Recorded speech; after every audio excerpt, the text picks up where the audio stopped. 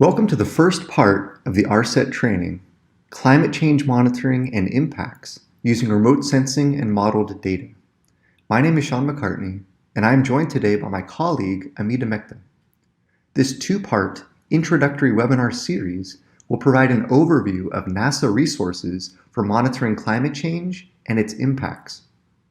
The two-part webinar series will define the terminology and the role of Earth observations in climate change assessment and provide an overview of NASA climate models suitable for emissions policy, impacts, risk, and resilience applications. After participating in this two-part training, attendees will be able to explain the difference between weather and climate, summarize the evidence and causes behind climate change, identify how Earth observations are used in climate change assessment, recognize the main components relevant to climate change decision-making, summarize different types of climate information across time scales, and discuss how models can be used for climate change adaptation planning. A prerequisite for the two-part training is ARSET's Fundamentals of Remote Sensing Session 1. This Fundamentals course provides a general overview to remote sensing and its application to disasters, health and air quality, land, water resources, and wildfire management. Those who take the Fundamentals course will become familiar with satellite orbits, satellite types, resolutions, sensors, and processing levels. As already mentioned, this is a two-part training focusing on climate change monitoring and impacts using remote sensing and modeled data. Today, in Part 1, we will be covering climate change monitoring and impacts using remote sensing and modeled data. In Part 2, scheduled for next week on October 6th, we'll be covering climate change future scenarios, impact predictions, and adaptation. The second part will be led by colleagues from NASA's Goddard Institute for Space Studies. There will be one homework assignment for both parts of the training.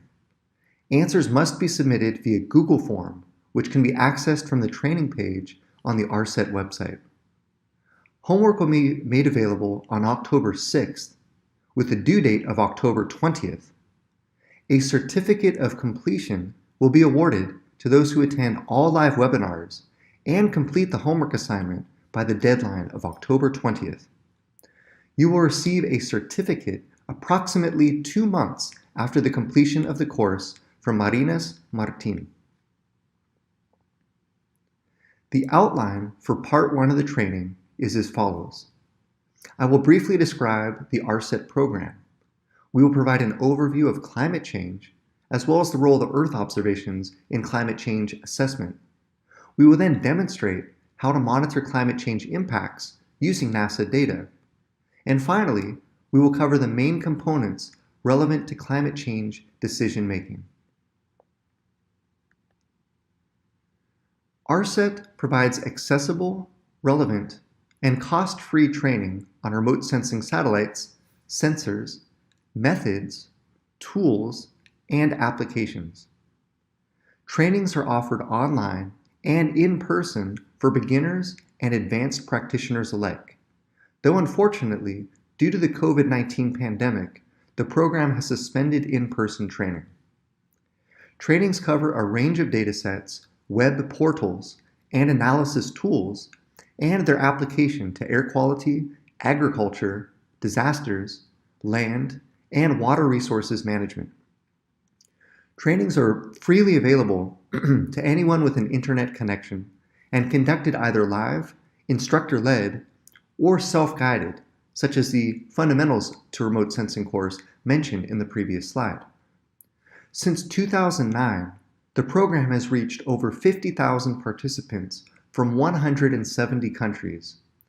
We've provided a link on the right of the slide to learn more about the program and hope you will sign up on our listserv to stay informed about future trainings.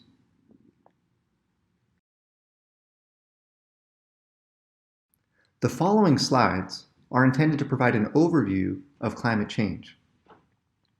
The terms weather and climate are sometimes confused, though they refer to events with broadly different spatial and temporal scales. There is an adage, weather tells you what to wear each day. Climate tells you what types of clothes to have in your closet. Similarly, the terms climate change and global warming are often used interchangeably but have distinct meanings. We will go into details for each of these terms over the following slides.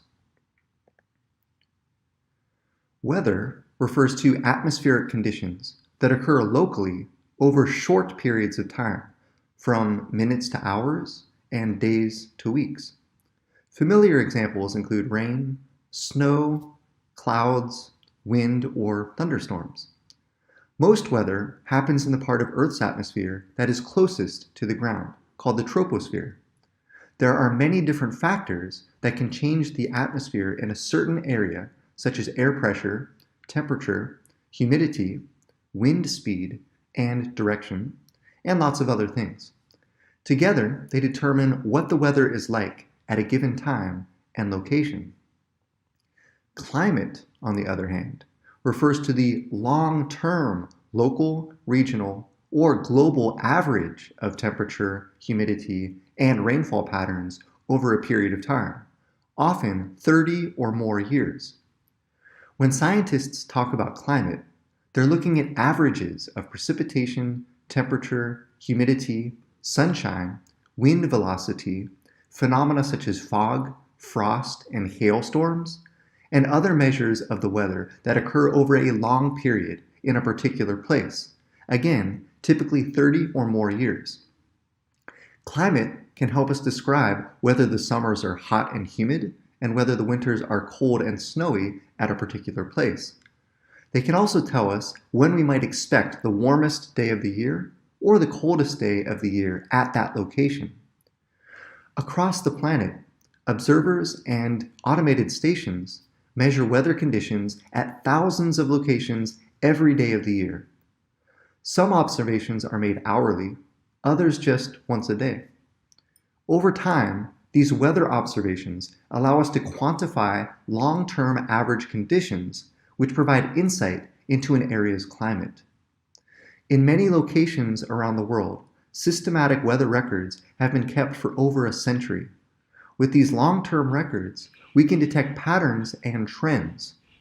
Just as we can describe regional climate, we can also describe the climate of the entire planet. Global climate is a description of the climate of a planet as a whole, with all of the regional differences averaged. Global warming is the monotonic, long-term heating of Earth's climate system observed since the pre-industrial period, which is between 1850 and 1900, due to human activities, primarily fossil fuel burning, which increases heat-trapping greenhouse gas levels in Earth's atmosphere. Worldwide, since 1880, the average surface temperature has risen by about 1 degree centigrade relative to the mid-20th century baseline, which is from 1951 to 1980. This is on top of an additional 0.15 degrees centigrade of warming from between 1750 and 1880. Average surface temperature is calculated by averaging the temperature at the surface of the sea and air temperature over land, derived from thousands of meteorological stations, buoys, ships, and satellites around the planet. Climate change is a long-term change in the average weather patterns that have come to define Earth's local, regional, and global climates. It encompasses global warming, but refers to the broader range of changes that are happening to our planet, including shrinking mountain glaciers, accelerating ice melt in Greenland, Antarctica, and the Arctic, rising sea levels, shifts in phenology, ocean acidification, coral bleaching, as well as extreme weather. The natural variability and the climate fluctuations of the climate system have always been part of Earth's history. The Earth has gone through warming and cooling phases in the past, long before humans were around. To understand climate change fully, the causes of climate change must first be identified. Natural processes can contribute to climate change, including internal variability, for example, cyclical ocean patterns like El Nino and La Nina, and external forcings, for example, volcanic activity, changes in the sun's energy output, as well as variations in Earth's orbit. These natural causes are still in play today, but their influence is too small or they occur too slowly to explain the rapid warming seen in recent decades. Changes observed in Earth's climate since the early 20th century are partly driven by human activities, particularly fossil fuel burning and deforestation, which increases heat-trapping greenhouse gas levels in Earth's atmosphere, raising Earth's average surface temperature. Carbon dioxide and other substances are referred to as climate forcers because they force or push the climate towards being warmer or cooler. They do this by affecting the flow of energy coming into and leaving the Earth's climate system. Many of these greenhouse gases occur naturally, but human activity is increasing the concentrations of some of them in the atmosphere, in particular, carbon dioxide, methane, nitrous oxide, and fluorinated gases. Carbon dioxide, produced by human activities, is the largest contributor to global warming. By 2020, its concentration in the atmosphere had risen to 48% above its pre-industrial level, which is before 1750. I will go into more detail on each of these greenhouse gases later in the presentation. This graph illustrates the change in global surface temperature from 1880 to 2020 relative to the 1951 to 1980 average temperatures. The years 2020 and 2016 are tied for the warmest on record throughout this 140-year period. As stated previously, global surface temperature is calculated by averaging the temperature at the surface of the sea and air temperature over land, derived from thousands of meteorological stations, buoys, ships, and in the past few decades, satellites orbiting our planet.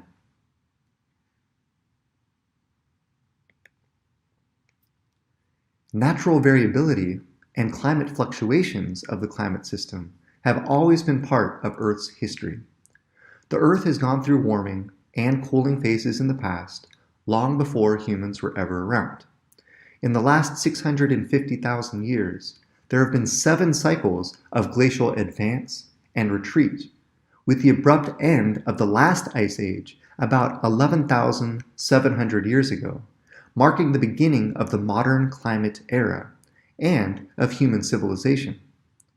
The last glacial maximum, roughly from 26,500 years ago to 20,000 years ago, was the most recent time during the last glacial period that ice sheets were at their greatest extent. Ice sheets covered much of North America, Northern Europe, and Asia, and profoundly affected Earth's climate by causing drought, desertification, and a large drop in sea levels. During this last glacial maximum, again, between 26,500 years ago to 20,000 years ago, much of the world was cold, dry, and inhospitable, with frequent storms and a dust-laden atmosphere. The dustiness of the atmosphere is a prominent feature in ice cores. Dust levels were as much as 20 to 25 times greater than they are today. The massive sheets of ice locked away water, lowering the sea level roughly 125 meters, or about 410 feet, lower than it is today, exposing continental shelves, joining land masses together, and creating extensive coastal plains. The current warming trend of the Earth's climate is of particular significance because it has been accelerated by human activity since the mid-20th century. Climate scientists separate factors that affect climate change into 3 categories: forcings, which I've briefly mentioned, feedbacks, as well as tipping points. Climate forcing refers to an energy imbalance caused by natural or man-made processes, and is the difference between the rate of energy received by absorption of solar radiation and the rate of energy emitted by the top of Earth's atmosphere, expressed in watts per square meter. Contributors to climate forcing are solar irradiance, greenhouse gas emissions, and aerosols, dust, and smoke. Solar radiation is the source of heat for planet Earth. Scientists also use evidence from proxy measurements, such as sunspot counts going back centuries, and ancient tree rings, to measure the amount of sun that reaches Earth's surface. The sun has an 11-year sunspot cycle, which causes about 0.1% of the variation in the sun's output. The solar cycle is incorporated into climate models, which will be covered in depth in part 2 of this training next week. Since the Industrial Revolution, concentrations of greenhouse gases such as carbon dioxide, methane, and nitrous oxide have risen in the atmosphere. Burning fossil fuels such as coal, oil, and gas has increased the concentration of atmospheric carbon dioxide from 280 parts per million in 1750 to 412.5 parts per million in 2020, which is the average for the year. These greenhouse gases absorb and then re-radiate heat in Earth's atmosphere, which causes increased warming. The annual rate of increase in atmospheric carbon dioxide over the past 60 years is about 100 times faster than previous natural increases, such as those that occurred at the end of the last ice age, around 11,000 to 17,000 years ago. Aerosols, dust, and smoke come from both human and natural sources and have various effects on climate. Sulfate aerosols, which result from burning coal, biomass, and volcanic eruptions, tend to cool the Earth. Other kinds of particles, such as black carbon, have a warming effect. The global distribution of aerosols is being tracked from the ground as well as from satellites. Processes that can either amplify or diminish the effects of climate forcings are known as feedbacks. A feedback that increases an initial warming is called a positive feedback. A feedback that reduces an initial warming is a negative feedback. Clouds have an enormous impact on Earth's climate, reflecting about 1/3 of the total amount of sunlight that hits the Earth's atmosphere back into space. Even small changes in cloud amount, location, and type can have large consequences on the climate system. Global climate models show that precipitation will generally increase due to the increased amount of water held in a warmer atmosphere, but not in all regions. Some regions will become drier. Natural processes, such as tree growth, remove about half of carbon dioxide emissions from the atmosphere every year. The delicate balance between the absorption and release of carbon dioxide by the oceans and the world's great forested regions is the subject of research by many scientists. Ice is white for the most part and very reflective, in contrast to the ocean surface, which is dark and absorbs heat faster. As the atmosphere warms and sea ice melts, the darker ocean absorbs more heat, causes more sea ice to melt, and makes the Earth warmer overall. The ice albedo feedback is a very strong positive feedback. Climate tipping points occur when Earth's climate abruptly moves between relatively stable states. Due to the strong positive feedback of the ice albedo, if enough ice melts, it will cause Earth's surface to absorb more and more heat. Shrinking ice sheets contribute to sea level rise, and many hundreds of millions of people live near a coast. So our ability to predict sea level rise over the next century has substantial human and economic ramifications. Deposits of frozen methane a potent greenhouse gas, and carbon dioxide lie beneath permafrost in Arctic regions. About a quarter of the northern hemisphere is covered by permafrost. As the environment warms and the permafrost thaws, these deposits can be released into the atmosphere and present a risk of enhanced warming.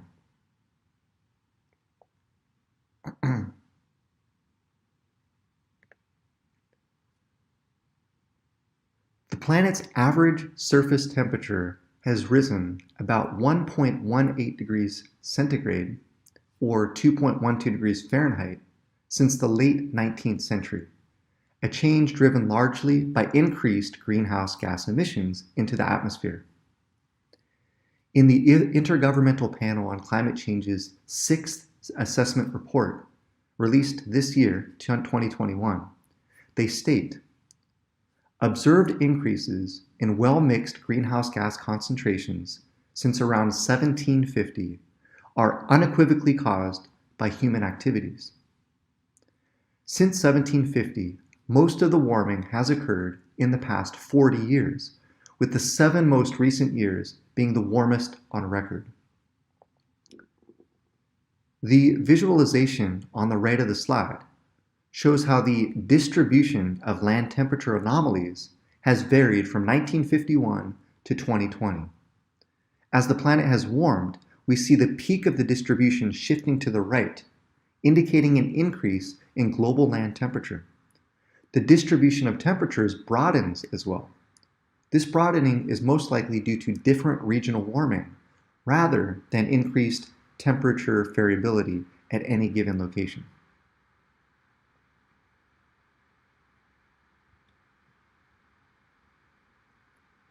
Ice cores provide a unique contribution to our view of past climate because the bubbles within the ice capture the gas concentrations of our well-mixed atmosphere, while the ice itself records other properties. At the Earth's highest latitudes and altitudes, ice is typically the only environmental data available for scientists to reconstruct the climate hundreds to thousands of years ago. Ice cores have distinct layers in them that form throughout the years. With each passing year, snow falls over the ice sheets, and each layer of snow has a different texture and a different chemistry. With winter shows differing from summer snow. During the summer, when the sun is up for 24 hours, many days, the top layer of the snow changes in texture.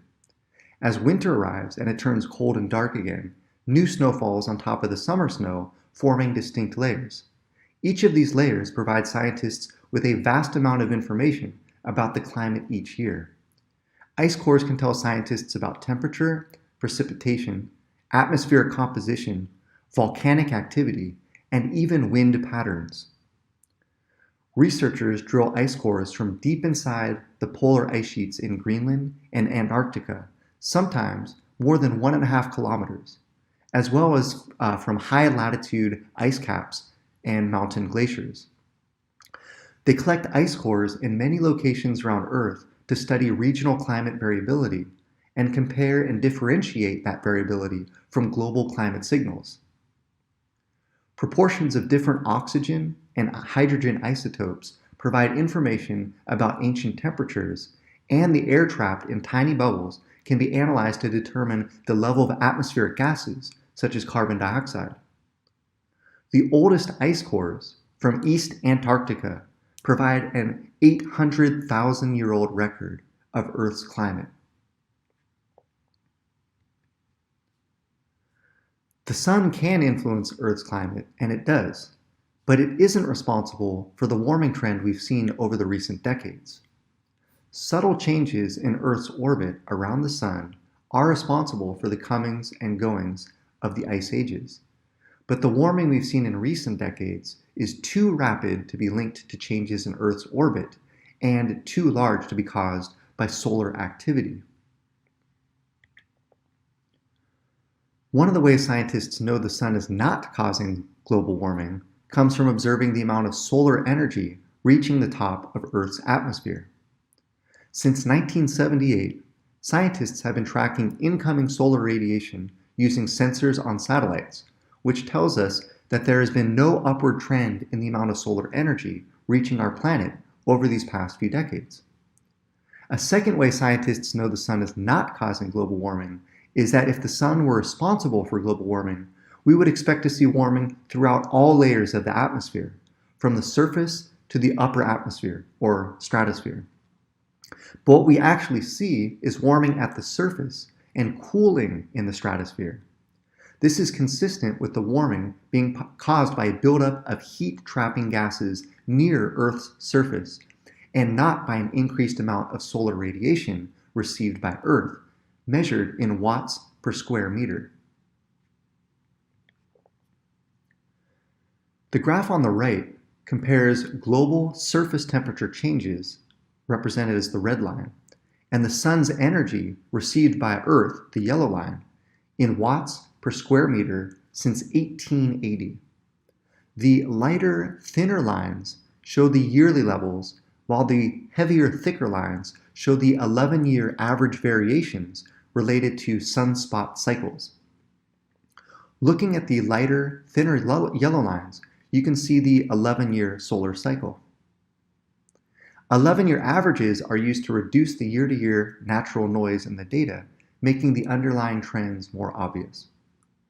The amount of solar energy Earth receives has followed the sun's natural 11-year cycle with no net increase since the 1950s.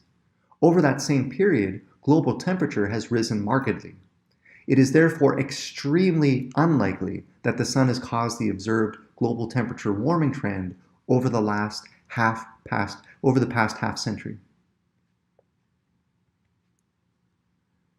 Milankovitch cycles include the shape of Earth's orbit, its eccentricity, the angle that Earth's axis is tilted with respect to Earth's orbital plane, known as its obliquity, and the direction that Earth's spin is pointed, known as its precession. These cycles affect the amount of sunlight and therefore energy that Earth absorbs from the sun. They provide a strong framework for understanding long-term changes in Earth's climate, including the beginning and end of ice ages throughout Earth's history. In the animation on the right of the slide, we see representations in the changes of eccentricity, which occur over 100,000 year cycles, Earth's axial precession, which occur over 26,000 year cycles, and changes in obliquity, which occur over 41,000 year cycles.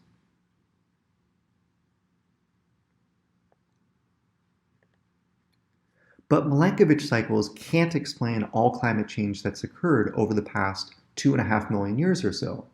And more importantly, they cannot account for the current period of rapid warming Earth has experienced since the pre-industrial period, the period between 1850 and 1900, and particularly since the mid-20th century. Milankovitch cycles operate again over long timescales, ranging from tens of thousands to hundreds of thousands of years. In contrast, Earth's current warming has taken place over timescales of decades to centuries. Over the last 150 years, Milankovitch cycles have not changed the amount of solar energy absorbed by Earth very much. In fact, NASA satellite observations show that over the last 40 years, solar radiation has actually decreased by a small amount.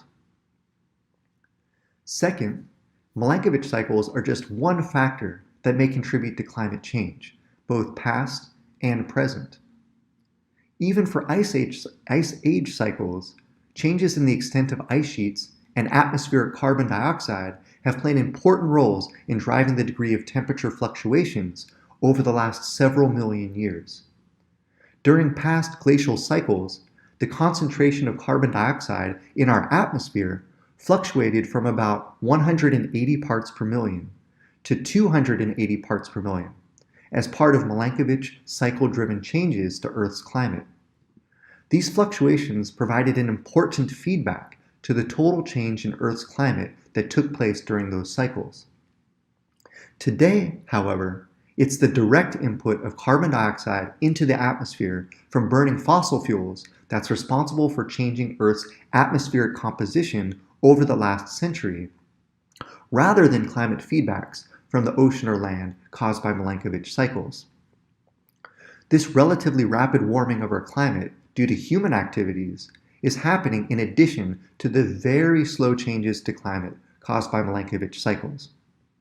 Climate models indicate any forcing of Earth's climate due to Milankovitch cycles is overwhelmed when human activities cause the concentration of carbon dioxide in Earth's atmosphere to exceed about 350 parts per million. Scientists know of no natural changes to the equilibrium between the amount of solar radiation absorbed by the Earth and the amount of energy radiated back to space that can account for such a rapid period of global warming. Since 1750, the warming driven by greenhouse gases coming from humans burning fossil fuels is over 50 times greater than the slight extra warming coming from the sun itself over that same time interval. If Earth's current warming was due to the sun, scientists state we should expect temperatures in both the lower atmosphere, the troposphere, and the next layer of the atmosphere, the stratosphere, to warm. Instead, observations from balloons and satellites show Earth's surface and lower atmosphere have warmed, but the stratosphere has cooled. Finally, Earth is currently in an interglacial period, which is a period of milder climate between ice ages. If there were no human influences on climate, scientists say Earth's current orbital positions within the Milankovitch cycles predict our planet should be cooling, not warming, continuing a long-term cooling trend that began 6,000 years ago.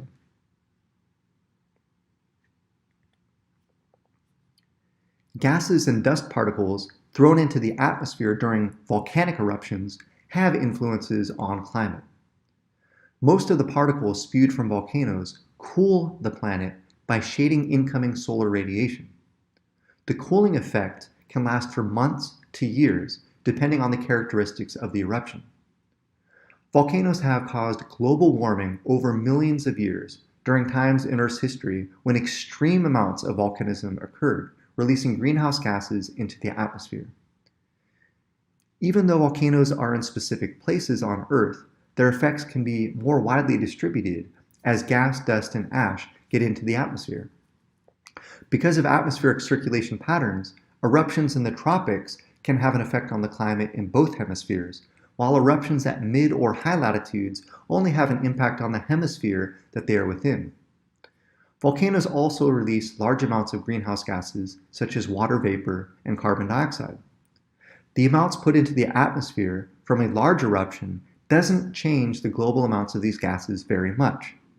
However, there have been times during Earth's history when intense volcanism has significantly increased the amount of carbon dioxide in the atmosphere and caused global warming. Overall, volcanoes release about 1% of the equivalent amount of carbon dioxide released by human activities. By comparison, human activities emit a Mount St. Helens eruption of carbon dioxide every 2.5 hours, and a Mount Pinatubo eruption of carbon dioxide twice daily.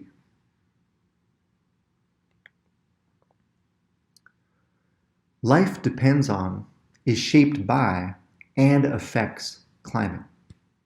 The essence of this principle is that life affects the climate system, and in turn, the climate dictates where and how species can survive. Life affects the composition of the atmosphere, and therefore the climate, because different life forms take in and release gases like carbon dioxide, methane, and oxygen at different rates. Climatic conditions help to shape various ecosystems and habitats around the globe. Life, including microbes, plants, and animals, is a major driver of the global carbon cycle and can influence global climate by modifying the chemical makeup of the atmosphere. Extinctions of species, both in the geologic past and in the present day, can be linked to changes in climate. Changes in climate will result in shifting ecosystems. It is not possible to predict the specific effects of climate change on each of the world's ecosystems, but biologists and ecologists are observing these changes across the planet. The visualization on the right shows Earth's biosphere data on ocean and land.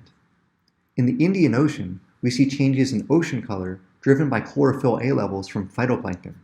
In northern latitudes, we can see how the great boreal forests of Siberia go through annual shifts of green up to senescence, and how the Sahel region in equatorial Africa shifts latitudinally with the seasons.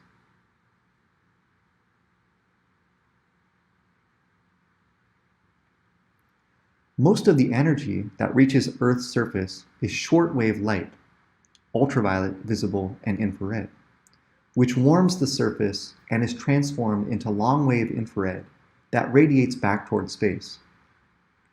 Most of the gases in the atmosphere, more than 99.9%, do not trap the outgoing long-wave infrared radiation. They can, in effect, be zeroed out of the equation. However, the greenhouse gases in the atmosphere, such as water vapor, carbon dioxide, methane, and nitrogen oxides, are very powerful in absorbing the outgoing infrared radiation and re-radiating it in all directions. Part of the thermal re-radiation returns to Earth, causing the lower atmosphere to warm. Human activities, primarily the burning of fossil fuels, have fundamentally increased the concentration of greenhouse gases in Earth's atmosphere, warming the planet. Scientists attribute the global warming trend observed since the mid-20th century to the human expansion of the greenhouse effect. The video on the right shows a simplified animation of the greenhouse effect.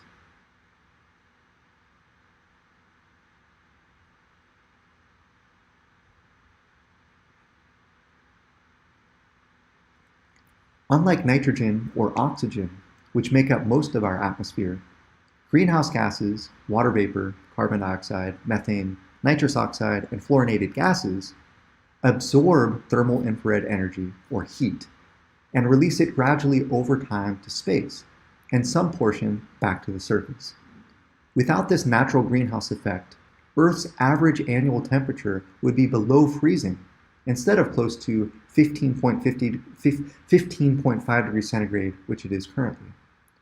The abundance of carbon in the atmosphere is reduced through seafloor accumulation of marine sediments and accumulation of plant biomass through photosynthesis, and is increased through deforestation and burning of fossil fuels. The diagram on the right shows the composition of Earth's atmosphere by molecular count, excluding water vapor. The upper pie chart shows Earth's atmosphere is composed of about 78% nitrogen, 21% oxygen, 0.9% argon. The lower pie chart represents trace gases that together compose about 0.043% of the atmosphere. Of this 0.043%, carbon dioxide is the dominant trace gas, comprising 0.04% of that total. The following slides will go into more depth on each of the major greenhouse gases. Water vapor is the most abundant greenhouse gas in the atmosphere. However, changes in its concentration is also considered to be a result of climate feedbacks related to the warming of the atmosphere, rather than a direct result of industrialization. The feedback loop in which water is involved is critically important to projecting future climate change. As the temperature of the atmosphere rises, more water is evaporated from ground storage, such as rivers, oceans, reservoirs, and the soil. Because the air is warmer, the absolute humidity can be higher. In essence, the air is able to hold more water when it's warmer, leading to more water vapor in the atmosphere. As a greenhouse gas, the higher concentration of water vapor is then able to absorb more thermal infrared energy radiated from the Earth, thus further warming the atmosphere. The warmer atmosphere can then hold more water vapor, and so on and so on. This is referred to a positive feedback loop. However, Huge scientific uncertainty exists in defining the extent and importance of this feedback loop. As water vapor increases in the atmosphere, more of it will eventually also condense into clouds, which are more able to reflect incoming solar radiation, thus allowing less energy to reach the Earth's surface and heat it up. The future monitoring of atmospheric processes involving water vapor will be critical to fully understand the feedbacks in the climate system leading to global climate change. The natural production and absorption of carbon dioxide is achieved through the terrestrial biosphere and the ocean. However, humankind has altered the natural carbon cycle by burning coal, oil, natural gas, and wood since the Industrial Revolution began in the mid-1700s. Each of these activities has increased in scale and distribution. Carbon dioxide was the first greenhouse gas demonstrated to be increasing in the atmospheric concentration, with the first conclusive measurements being made in the last half of the 20th century. Prior to the Industrial Revolution, concentrations were fairly stable at 280 parts per million. In May 2021, carbon dioxide concentrations were at 419 parts per million, an increase of approximately 49%. The atmospheric concentration has a marked seasonal oscillation that is mostly due to the greater extent of landmass in the northern hemisphere and its vegetation. A greater drawdown of carbon dioxide occurs in the northern hemisphere spring and summer as plants convert carbon dioxide to plant material through photosynthesis. It is then released again in the fall and winter during plant senescence in the northern hemisphere. Scripps' scientist Charles David Keeling initiated on-site measurements of carbon dioxide at NOAA's weather station on Mauna Loa in Hawaii in 1958. NOAA began taking measurements in 1974, and the two research institutions have made complementary, independent observations ever since. The highest monthly mean carbon dioxide value of the year occurs in May, just before plants in the northern hemisphere start to remove large amounts of carbon dioxide from the atmosphere during the growing season. In the northern fall, winter, and early spring, plants and soils give off carbon dioxide, causing levels to rise through May. Charles David Keeling was the first to observe this seasonal rise and subsequent fall in carbon dioxide levels every year, a dynamic which is now known as the Keeling curve. Keeling was also the first to recognize that despite the seasonal fluctuation, carbon dioxide levels were rising every year. In fact, every single year since the start of the measurements in 1958, carbon dioxide levels have been higher than the preceding year. The atmospheric burden of carbon dioxide is now comparable to where it was during the Pliocene climatic optimum between 4.1 and 4.5 million years ago, when carbon dioxide was close to or above 400 parts per million. During that time, over 4 million years ago, sea level was about 78 feet higher than today. The average temperature was 7 degrees Fahrenheit higher than in pre-industrial times, and studies indicate large forests occupied areas of the Arctic that are now tundra. The graph on the right depicts the upward trajectory of carbon dioxide in the atmosphere as measured at the Mauna Loa Atmospheric Baseline Observatory by NOAA and the Scripps Institution of Oceanography.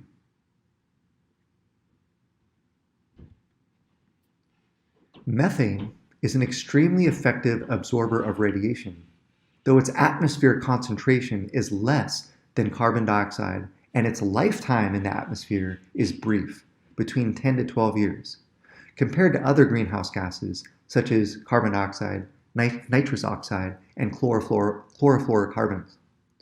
Methane has both natural and anthropogenic sources. It is released as part of biological processes in low oxygen environments, such as in swamplands, or in rice production. Over the last 50 years, human activities such as growing rice, raising cattle, using natural gas, and mining coal have added to the atmospheric concentration of methane. Direct atmospheric measurement of atmospheric methane has been possible since the late 1970s, and its concentration rose from 1.52 parts per million volume in 1978 by around 1% per year to 1990. Since then, there has been little sustained increase. The October 2020 atmospheric concentration was approximately 1.89 parts per million volume. Concentrations of nitrous oxide also began to rise at the beginning of the Industrial Revolution and are understood to be produced by microbial processes in soil and water, including those reactions which occur in fertilizer containing nitrogen. Increasing use of these fertilizers has been made over the last century. Global concentration for nitrous oxide in October 2020 was 333 parts per billion. And in addition to agricultural sources for the gas, some industrial processes, such as fossil fuel-fired power plants, nylon production, nitric acid production, and vehicle emissions also contribute to its atmospheric load.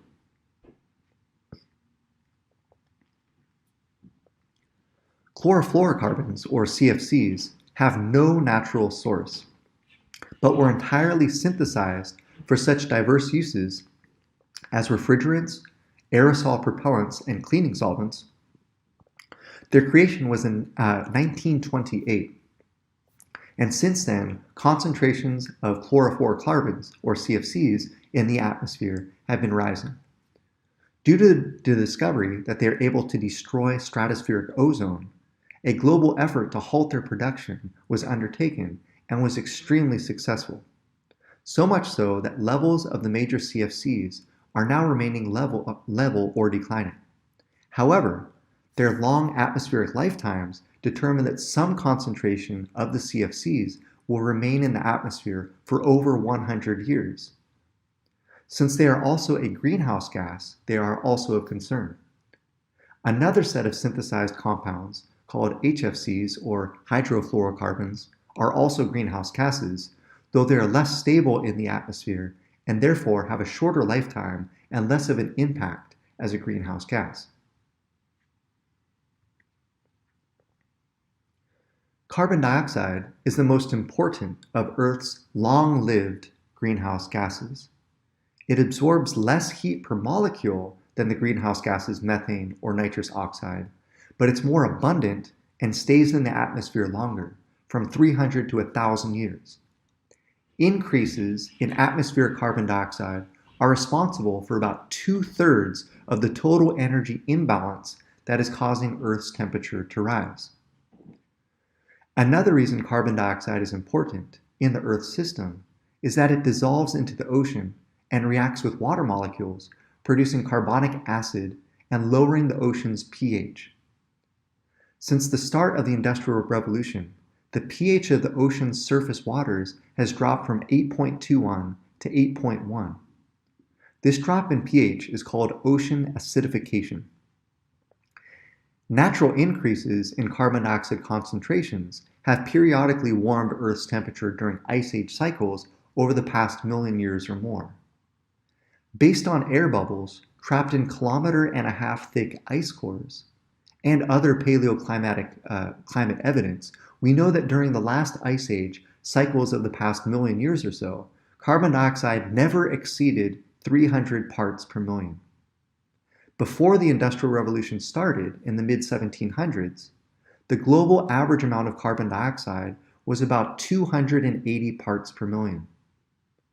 The graph on the right shows the heating imbalance in watts per square meter relative to the year 1750, caused by all major human-produced greenhouse gases: carbon dioxide, methane, nitrous oxide, chlorofluorocarbons 11 and 12, and a group of 15 other minor contributors. Today's atmosphere absorbs about 3 extra watts of incoming solar energy over each square meter of Earth's surface. According to NOAA's annual greenhouse gas index, which is the right index, the combined heating influence of all major greenhouse gases has increased by 43% relative to 1990.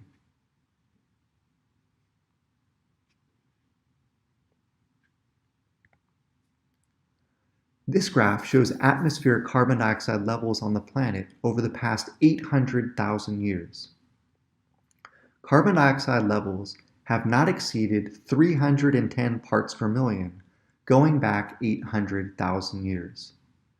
The graph is based on the comparison of atmospheric samples contained in ice cores and more recent direct measurements, and provides evidence that atmospheric carbon dioxide has increased significantly since the Industrial Revolution. One can clearly see the abrupt rise in carbon dioxide levels from 1950 onward, and where we currently are at 412.5 parts per million, which was the average for the year 2020. This animation shows atmospheric carbon dioxide levels over the past 2 centuries. The amount of carbon dioxide released due to burning fossil fuels has been increasing since the start of the Industrial Revolution in the mid-18th century. One dot in the animation represents 1 metric ton of carbon dioxide.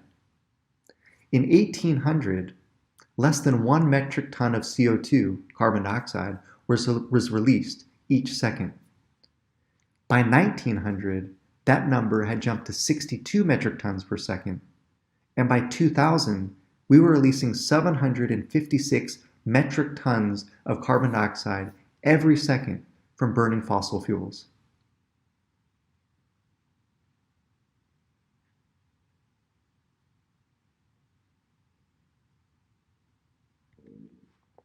The following slides describe the evidence of rapid climate change. The planet's average surface temperature, again, has risen by about 1.18 degrees Celsius since the late 19th century, a change driven largely by increased carbon dioxide emissions into the atmosphere and other human activities. Notably, the 20 warmest years since that period have all occurred since 1981, and the 10 warmest years have all occurred in the last 12 years.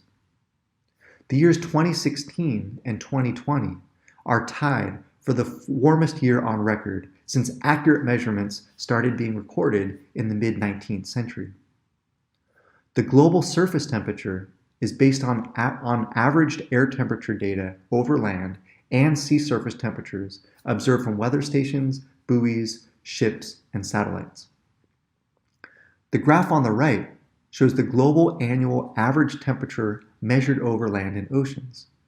Red bars indicate temperatures above, and blue bars indicate temperatures below the 1901 to 2000 average temperature.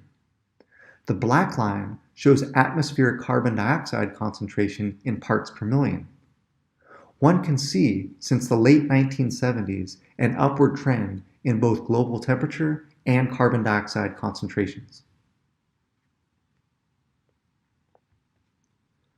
The ocean has absorbed much of this increased heat, with the top 100 meters, about 328 feet, of ocean showing warming of more than 0.33 degrees Celsius since 1969.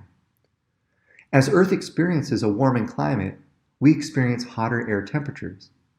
The ocean does an excellent job of absorbing the extra heat from the atmosphere, delaying the full impact of global warming. The top few meters of the ocean store as much heat as Earth's entire atmosphere. So, as the planet warms, it's the ocean that gets most of the extra energy. More than 90% of the global warming is going into the ocean. While ocean heat content varies significantly from place to place and from year to year as a result of changing ocean currents and natural variability, there is a strong trend during the period of reliable measurements. Increasing heat content in the ocean is also consistent with sea level rise, which is occurring mostly as a result of thermal expansion of the ocean water as it warms. The graph on the right shows a time series of seasonal, red dots, and annual average, black line, global upper ocean heat content for the top 700 meters since 1955. We can see since the 1980s there has been a clear rise in global upper ocean heat content. Heating of the climate system has caused global mean sea level rise through ice melt on land and thermal expansion from ocean warming.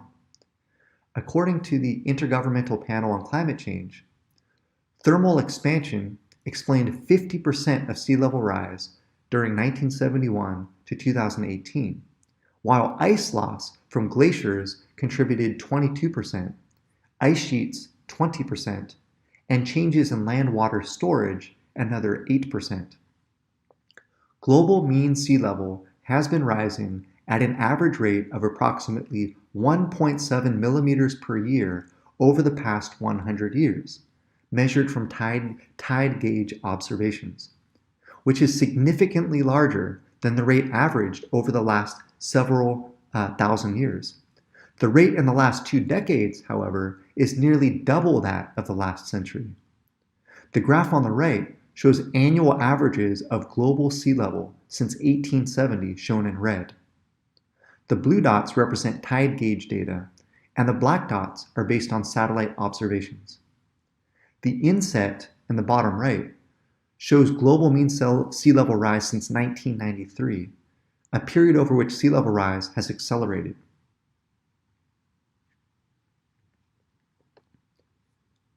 Ice sheets are large bodies of ice on land that cover hundreds of thousands of square kilometers on Greenland and Antarctica. Greenland's ice sheets reaches more than 1.5 kilometers thick on average in the interior and contains an estimated 3 million cubic kilometers of ice, while Antarctica's ice is nearly 4.8 kilometers thick in some places, with a volume of about 25 million cubic kilometers of ice. Together, these ice sheets hold nearly 70% of the world's fresh water. When an ice sheet is in equilibrium, new snow accumulation is exactly balanced by melting at the surface, runoff, and calving at the ocean. Warmer air causes the ice to melt more quickly and flow more rapidly to the sea, especially in low elevation regions near the edges of the ice sheets. Observations of ice sheets losing mass are consistent with trends in small glaciers, as well as warming trends in global temperature during this period. Ultimately, as ice sheets shrink, the water they add to the ocean raises sea level around the world. According to the Intergovernmental Panel on Climate Change, melting of Greenland and Antarctic ice sheets accounted for about 1/3 of observed global sea level rise between 2006 and 2015. The graph on the right shows ice mass measurements by NASA's GRACE satellites since 2002. The rate of change measured by the satellites shows Greenland losing 277 billion metric tons of ice per year over the last 19 years. Warming temperatures lead to the melting of glaciers and ice sheets. Glaciers have been retreating worldwide for at least the last century. The rate of retreat has increased in the past decade. Only a few glaciers are advancing, and these are in locations where they were well below freezing and where increased precipitation has outpaced melting. The progressive disappearance of glaciers has implications not only for a rising global sea level, but also for water supplies in certain regions of Asia and South America. The graph on the right shows the cumulative decline in cubic miles in glacier ice worldwide.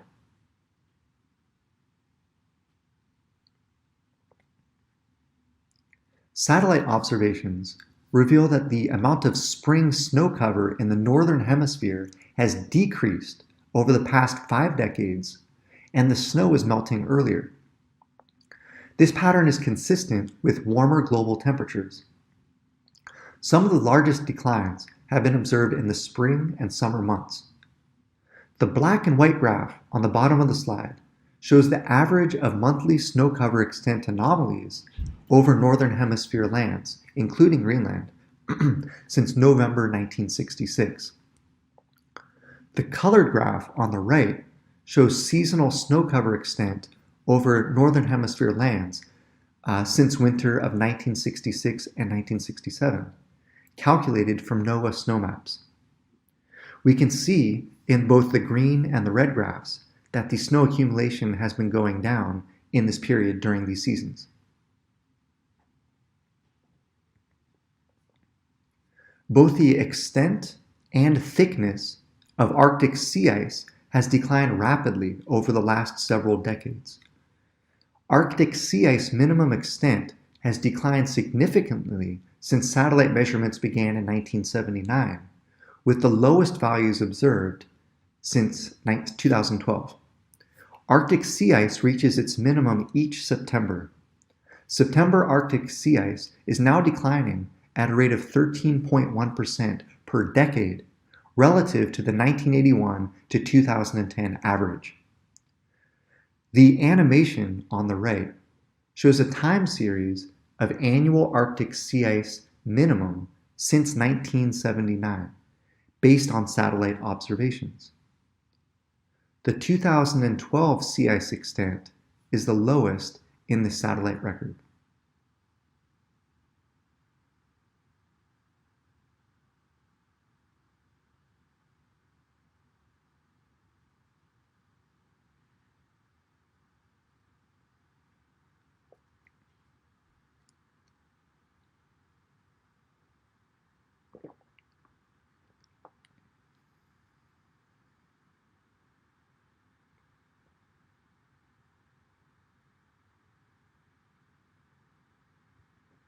One way climate changes can be assessed is by measuring the frequency of events considered extreme, which are among the most rare of temperature, precipitation, and store intensity values.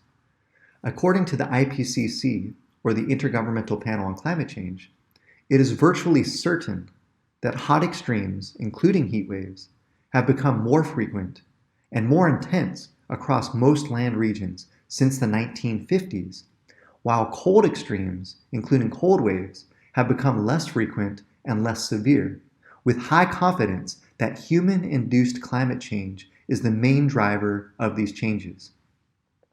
The frequency and intensity of heavy precipitation events have both increased since the 1950s over most land areas for which observational data are sufficient for trend analysis, high confidence, and human-induced climate change is likely the main driver. It is also likely that the global proportion of major tropical cyclone occurrence has increased over the last 4 decades, and the latitude where tropical cyclones in the western North Pacific reach their peak intensity has shifted northward. In the United States and elsewhere throughout the world, the number of record high temperature events has been increasing, while the number of record low temperature events has been decreasing since 1950. The planet has also witnessed increasing numbers of intense rainfall events. As mentioned earlier, the ocean absorbs about 30% of the carbon dioxide that is released in the atmosphere, where it dissolves into the ocean and reacts with water molecules, producing carbonic acid and lowering the ocean's pH. Since the start of the Industrial Revolution, the pH of the ocean's surface waters has dropped from 8.21 to 8.1. This drop in pH is called ocean acidification. A drop of 0.1 may not seem like a lot, but the pH scale is logarithmic. A 1-unit drop in pH means a 10-fold increase in acidity. A change of 0.1 means a roughly 30% increase in acidity. Increasing acidity interferes with the ability of marine life to extract calcium from the water to build their shells and skeletons. A consensus on climate change and its human cause exists. Multiple studies published in peer-reviewed scientific journals show that human activities are the primary cause of the observed climate warming trend over the past century. NOAA, NASA, the National Science Foundation, the National Research Council, and the United States Environmental Protection Agency have all published reports and fact sheets stating that Earth is warming mainly due to the increase in human-produced heat-trapping gases. Multiple studies published in peer-reviewed scientific journals show that 97% or more of actively publishing climate scientists agree. Climate warming trends over the past century are extremely likely due to human activities. In addition, most of the leading scientific organizations worldwide have issued public statements endorsing this position. One of the most definitive assessments of global climate science comes from the Intergovernmental Panel on Climate Change, or IPCC. Founded by the United Nations in 1988, the IPCC releases periodic reports, and each major release includes 3 volumes, one on the science, one on the impacts, and one on mitigation. Each volume is authored by a separate team of international experts who reviews, evaluates, and summarizes relevant research published since the prior report. Hundreds of leading experts in the different areas covered by IPCC reports volunteer their time and expertise as coordinating lead authors to produce these assessments. The following are some of the findings published by the IPCC in the Working Group 1 contribution to the 6th assessment report, which was released this year in 2021. It is unequivocal that human influence has warmed the atmosphere, ocean, and land. Widespread and rapid changes in the atmosphere, ocean, cryosphere, and biosphere have occurred. The scale of recent changes across the climate system as a whole and the present state of many aspects of the climate system are unprecedented over many centuries to many thousands of years. Human-induced climate change is already affecting many weather and climate extremes in every region across the globe. Evidence of observed changes in extremes such as heat waves, heavy precipitation, droughts, and tropical cyclones, and in particular their attribution to human influence, has strengthened since the 5th assessment report. Global surface temperature will continue to increase until at least the mid-century under all emission scenarios considered. Global warming of 1.5 degrees centigrade and 2 degrees centigrade will be exceeded during the 21st century unless deep reductions in carbon dioxide and other greenhouse gas emissions occur in the coming decades. Many changes due to past and future greenhouse gas emissions are irreversible for centuries to millennia, especially changes in the ocean, ice sheets, and global sea level. From a physical science perspective, limiting human-induced global warming to a specific level requires limiting cumulative carbon dioxide emissions, reaching at least net zero carbon dioxide emissions, along with strong reductions in other greenhouse gas emissions.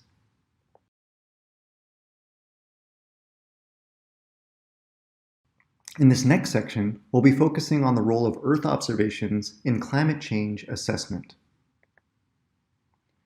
NASA Earth-observing satellites observe changes across the entire planet, from the atmosphere, biosphere, hydrosphere, cryosphere, and lithosphere.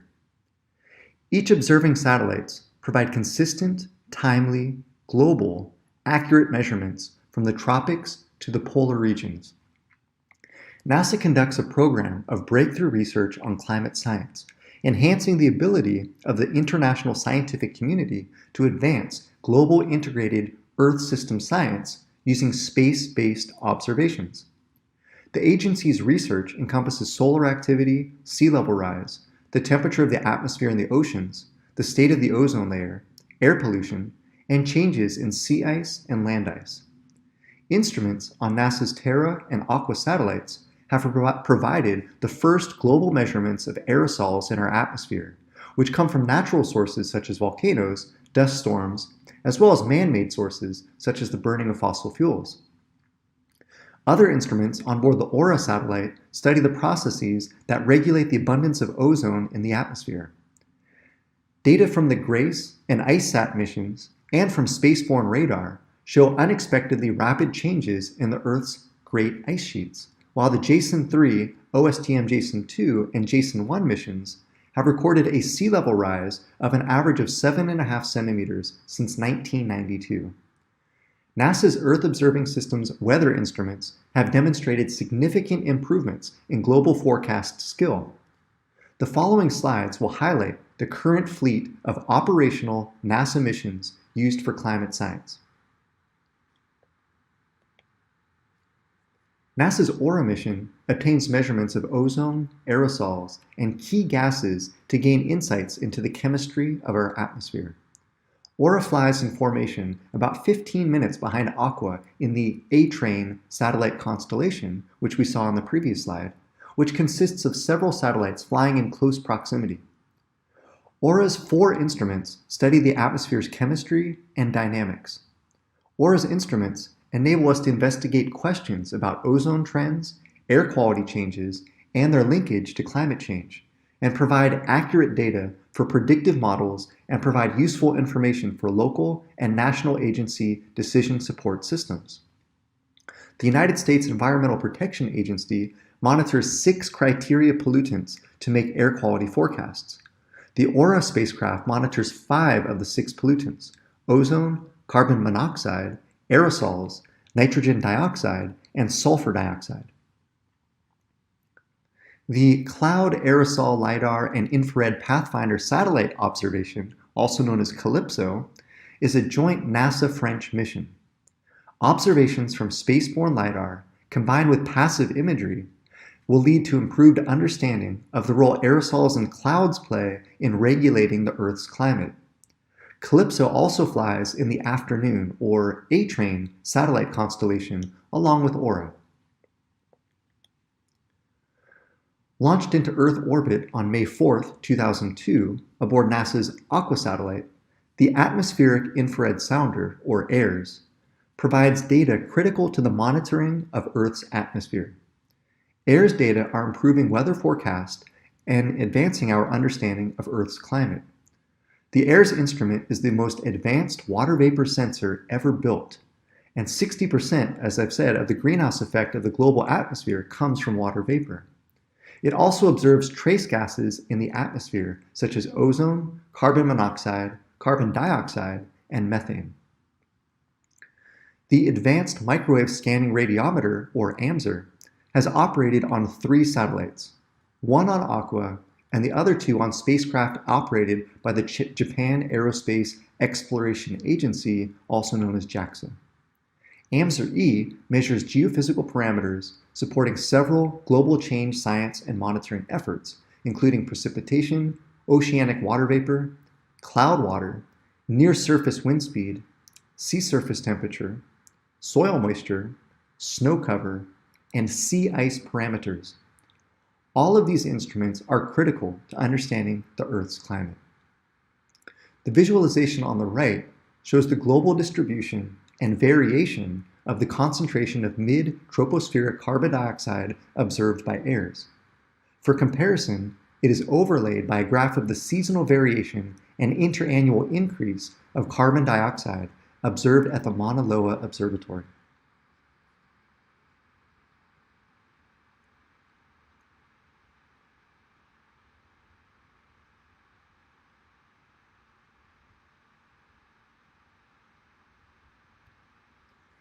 Also on the Aqua satellite, the Clouds and Earth's Radiant Energy System, or CERES, instrument measures both solar reflected and Earth emitted radiation from the top of the atmosphere to the Earth's surface, providing measurements of the spatial and temporal distribution of Earth's radiation budget.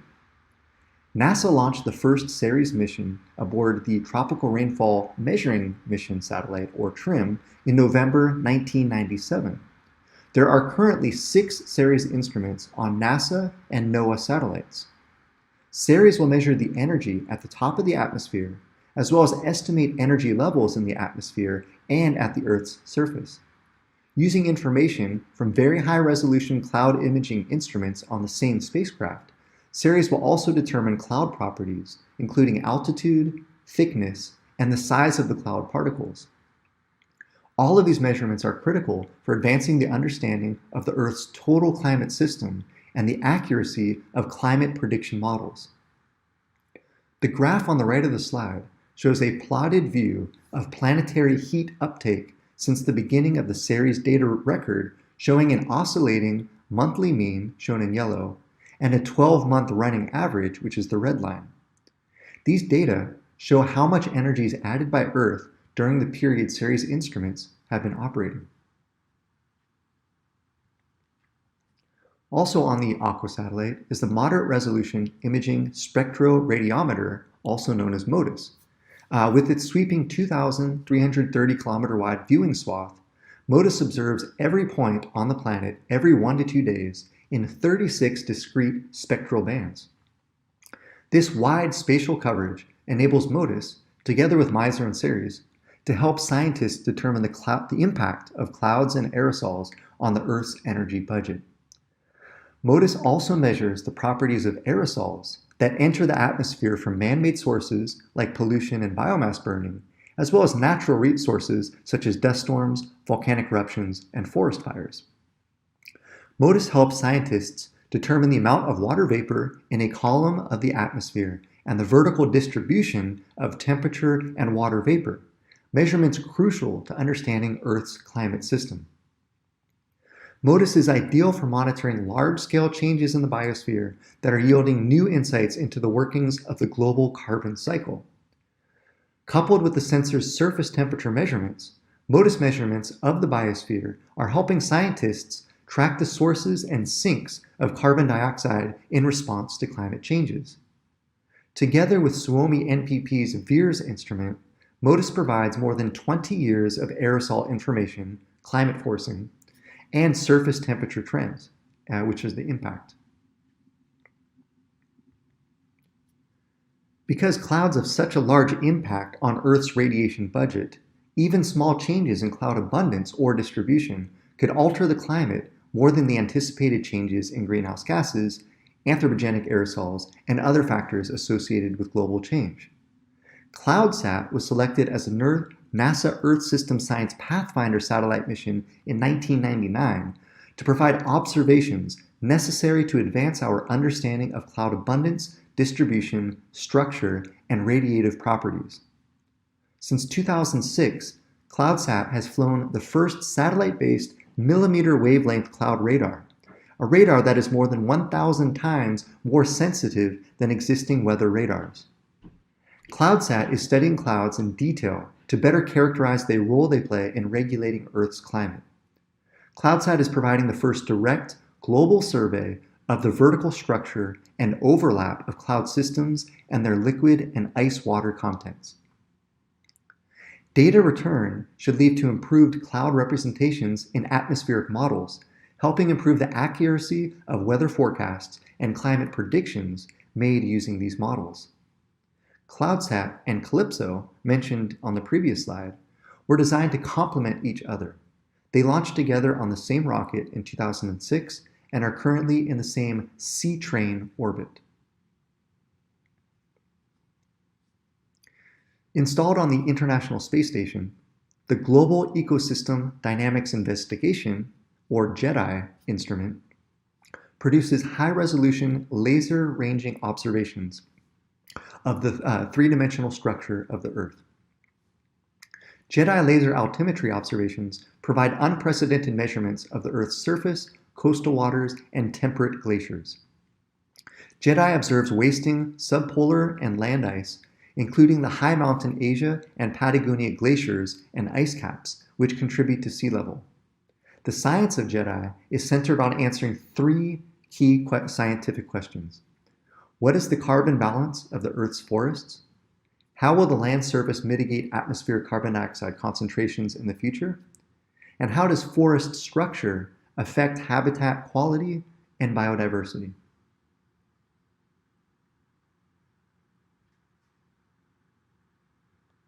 The distribution of the world's rainfall is shifting as our climate changes. As the troposphere becomes warmer, evaporation rates increase, which leads to an increase in the amount of moisture circulating. When the troposphere has more moisture, more intense precipitation occurs. thus potentially triggering more flooding over land. Conversely, in other areas, warmer temperatures may lead to increased drying, accelerating the onset of drought. The Global Precipitation Measurement, or GPM mission, is an international network of satellites that provide next-generation global observations of rain and snow. Building upon the success of NASA's Tropical Rainfall Measuring Mission, or TRMM, the GPN concept centers on the deployment of a core observatory satellite carrying an advanced radar radiometer system to measure precipitation from space and serve as a reference standard to unify precipitation measurements from a constellation of research and operational satellites. The key information offered by both TRMM and GPM helps scientists more accurately estimate the rate of water transfer within the Earth's atmosphere and on the surface. It also reconciles the different parts of the overall water budget. By providing measurements of surface water fluxes, cloud precipitation microphysics, and latent heat release in the atmosphere, GPM advances Earth system modeling and analysis. More accurate global precipitation estimates improve the accuracy and effectiveness of climate models and advance understanding of climate sensitivity and future climate change. The visualization on the right is from the iMerge algorithm, which combines information from the GPM satellite constellation to estimate precipitation over the majority of the Earth's surface. The Gravity Recovery and Climate Experiment Follow-On, or GRACE Follow-On mission, is a partnership between NASA and the German Research Center for Geosciences. GRACE Follow-On is the successor to the original GRACE mission, which orbited Earth from 2002 to 2017. GRACE Follow-On will continue the work of tracking Earth's water movement to monitor changes in underground water storage, the amount of water in large lakes and rivers, soil moisture, ice sheets, and glaciers, and sea level caused by the addition of water to the ocean.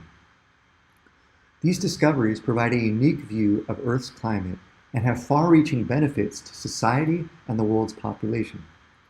As the visualization on the right shows, GRACE Follow-On's raw data will be a series of measurements showing how far apart two satellites are from each other. The twin satellites follow each other in orbit around the Earth, separated by about 220 kilometers. They will constantly send microwave signals to each other to measure the distance between them. As the pair circles the Earth, areas of slightly stronger gravity, greater mass concentration, affect the lead satellite first, pulling it away from the trailing satellite. As the satellites continue, the trailing satellite is pulled toward the lead satellite as it passes over the gravity anomaly. This change in distance would certainly be imperceptible to our eyes, but the extremely precise microwave ranging system on GRACE Follow-On is designed to detect minuscule changes in the distance between the satellites. A highly accurate measuring device, known as an accelerometer, located at each satellite's center of mass, measures the non-gravitational accelerations, such as those due to atmospheric drag, so that only accelerations caused by gravity are considered. Satellite Global Positioning System receivers determine the exact position of the satellite over the Earth to within a centimeter or less. All this information from the satellites will be used to construct monthly maps of the Earth's average gravity field, offering details of how mass, in most cases water, either frozen or liquid, is moving around the planet. Earth's frozen regions, the cryosphere, are changing rapidly in our warming climate.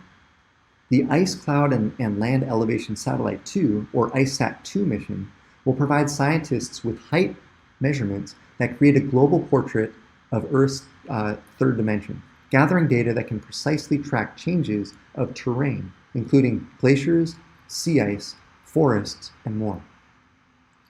ICESat-2 carries a laser altimeter called ATLAS that allows scientists to measure the elevation of ice sheets, glaciers, and sea ice.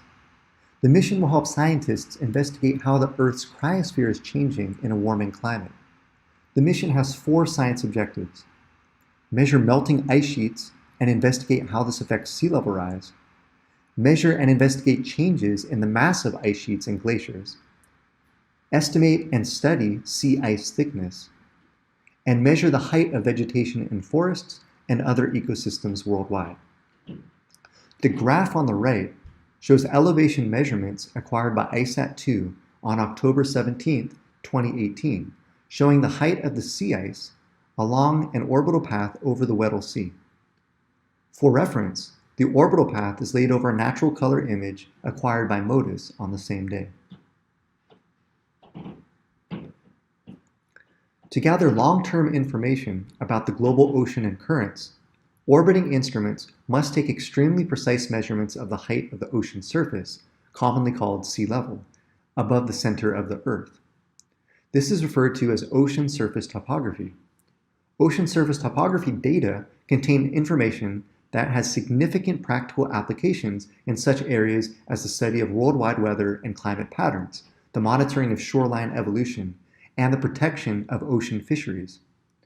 JASON-3 is the fourth mission in the US-European series of satellite missions that measure the height of the ocean's surface using radar altimetry going back to 1992. The measurements provide scientists with critical information about circulation patterns in the ocean and both global and regional changes in sea level and the climate implications of a warming world. For nearly 3 decades, satellite altimeters have provided a precise, continuous record of global sea level with excellent spatial and temporal resolution. Landsat is a joint NASA-USGS mission. Currently, there are 3 Landsat satellites in orbit, Landsat 7, 8, and 9, which just launched 2 days ago on September 27th. The data from Landsat spacecraft constitute the longest record of coastal regions, polar ice, islands, and continental areas as seen from space. The missions characterize and monitor land cover use and change over time for global climate research, polar studies, and the impacts of natural events, as well as human activities on Earth's surface. As previously stated, carbon dioxide is one of the primary greenhouse gases on Earth. The nature and the locations of the sinks that absorb about half of the human-produced carbon dioxide are currently not well known and present important yet unanswered questions. The Orbiting Carbon Observatory 2, or OCO2 measurements, will be able to quantify carbon dioxide variability over the seasonal cycles year after year, and will provide the global coverage, spatial resolution, and accuracy to provide a basis to characterize and monitor the geographic distribution of carbon dioxide sources and sinks and quantify their variability. Based on these measurements, scientists will map the natural and man-made processes that regulate the exchange of carbon dioxide between the Earth's surface and the atmosphere on both regional to continental scales. These measurements will allow reliable forecasts of the atmospheric carbon dioxide abundance and its impact on the Earth's climate. The OCO2 mission will contribute to a large number of additional scientific investigations that are related to the global carbon cycle. This enhanced understanding is essential for improving predictions of future atmospheric carbon dioxide increases and their impact on Earth's climate. Rising seas are one of the most distinctive and potentially devastating effects of Earth's warming climate. Measuring and understanding changes in sea level allows us to assess the vulnerability of coastal cities and towns to flooding as we look toward the future. Precise sea level measurements can also be used to track ocean currents, which transport heat from one part of the planet to another, which in turn influences Earth's weather patterns. An uninterrupted series of satellites has collected sea level measurements for nearly 30 years. The Copernicus Sentinel-6 JASON Continuity of Service mission consists of 2 identical satellites that will be launched 5 years apart. The first spacecraft is Sentinel-6 Michael Freilich, named for the former director of NASA's Earth Science Division. Michael Freilich, he was a pioneer in oceanography from space and dedicated his life to better understanding the Earth, with the goal of improving the lives of those who call it home. Sentinel-6 Michael Freilich launched on November 21st, 2020. Its twin satellite is slated for liftoff in 2025. Both satellites will use a radar altimeter to measure sea level down to the centimeter for more than 90% of the world's oceans. The data they collect will add to a long-term data set that began with a joint US-French effort called TOPEX Poseidon that launched in 1992. The Soil Moisture Active-Passive, or SMAP mission, is an orbiting observatory that measures the amount of water in the surface soil everywhere on Earth every 2 to 3 days. SMAP will produce global maps of soil moisture. Scientists will use these to help improve our understanding of how water, energy, and carbon fluxes in its various forms maintain our climate and environment. The amount of water that evaporates from the land surface into the atmosphere depends on the soil moisture. Soil moisture information is key to understanding the flows of water and heat energy between the surface and atmosphere that impact weather and climate. SMAP data acquired since April 2015 has provided ample information about soil moisture variability at both regional and global scales. Frequent and reliable soil moisture measurements from SMAP will help improve the predictive capability of weather and climate models. The animation on the right shows SMAP launching and collecting global soil moisture data. Understanding, monitoring, and predicting the course of long-term climate change and short-term weather conditions remain tasks of profound importance.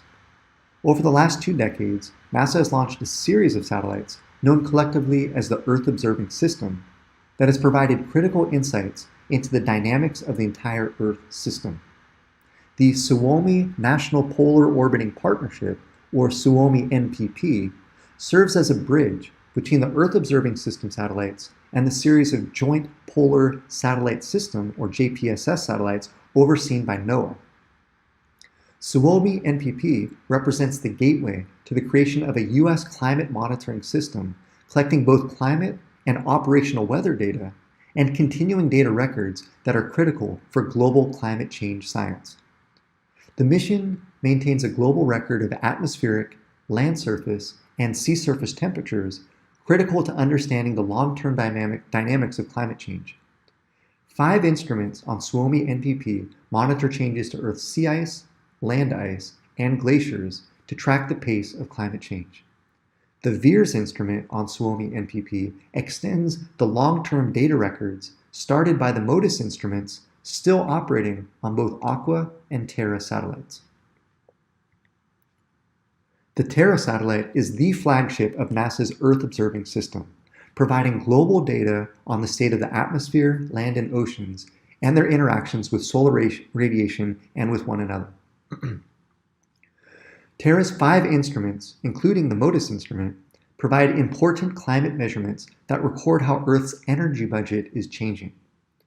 The satellite launched on December 18, 1999, and has provided near global coverage every 1 to 2 days for almost 22 years.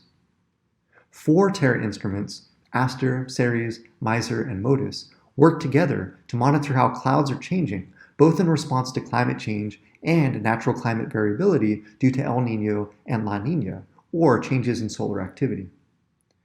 Terra instruments, CERA, MISER, and MODIS, monitor aerosol concentrations, identify aerosol types and sources, and monitor how aerosols are affecting the climate. Snow and ice reflect energy, which helps keep the climate cool. Terra instruments record snow and ice extent using both ASTER and MODIS, and track the amount of energy reflected into space from snow and ice, which is the CERES instrument.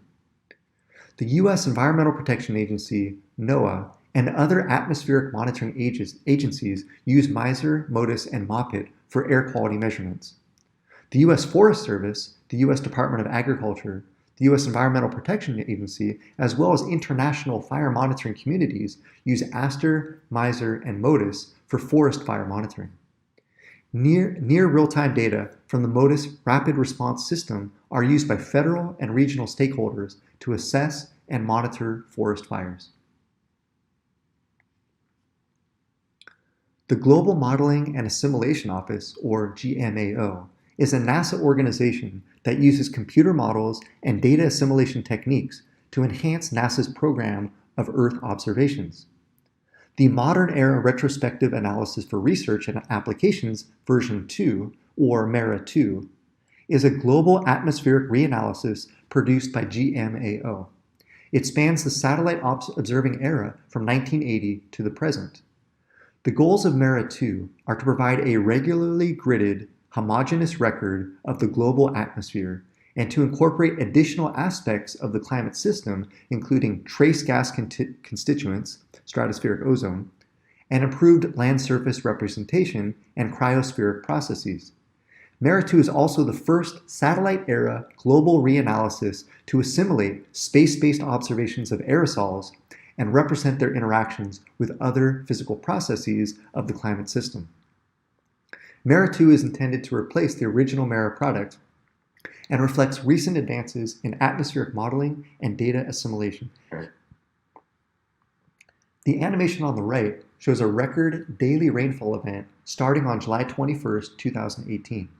Throughout the multi-day precipitation event, a subtropical high-pressure system was present over the Atlantic Ocean, and a digging trough extended south into the Gulf of Mexico and north to the east coast of the United States. Both features helped guide the transport of water vapor into the Maryland area, as evident in the animation. This transport of water led to a catastrophic flooding event that basically flooded the lower city of Ellicott City in the state of Maryland. The Goddard Earth Observing System, or GEOS, family of models is used by the GMAO for applications across a wide range of spatial scales, from kilometers to many tens of kilometers. GEOS is an atmospheric model used to study the physics of the atmosphere in both the short-term weather and mid to long-term climate. The GEOS 5 model normally runs at a resolution of about 28 kilometers per pixel to study the connections between weather and climate. It can run globally at 3.5 kilometers, making it one of the most detailed global atmospheric models in the world. The GEOS 5 model, like all weather and climate models, uses mathematical equations that represent physical processes, like precipitation and cloud processes, to calculate what the atmosphere will do. Actual measurements of physical properties, like temperature, moisture, and winds, are routinely folded into the model to keep the simulation as close to the real world as possible. The millions of calculations involved in creating such a detailed global model require thousands of computer processors. The GEOS 5 model runs on the Discover supercomputer in the NASA Center for Climate Simulation at Goddard Space Flight Center. NASA climate scientists use GEOS 5 to predict climate over the span of a few decades. The GISS Model E is a long-term climate model also running on Discover. Model E is currently being used to simulate climate between about 1000 AD and 2100 AD.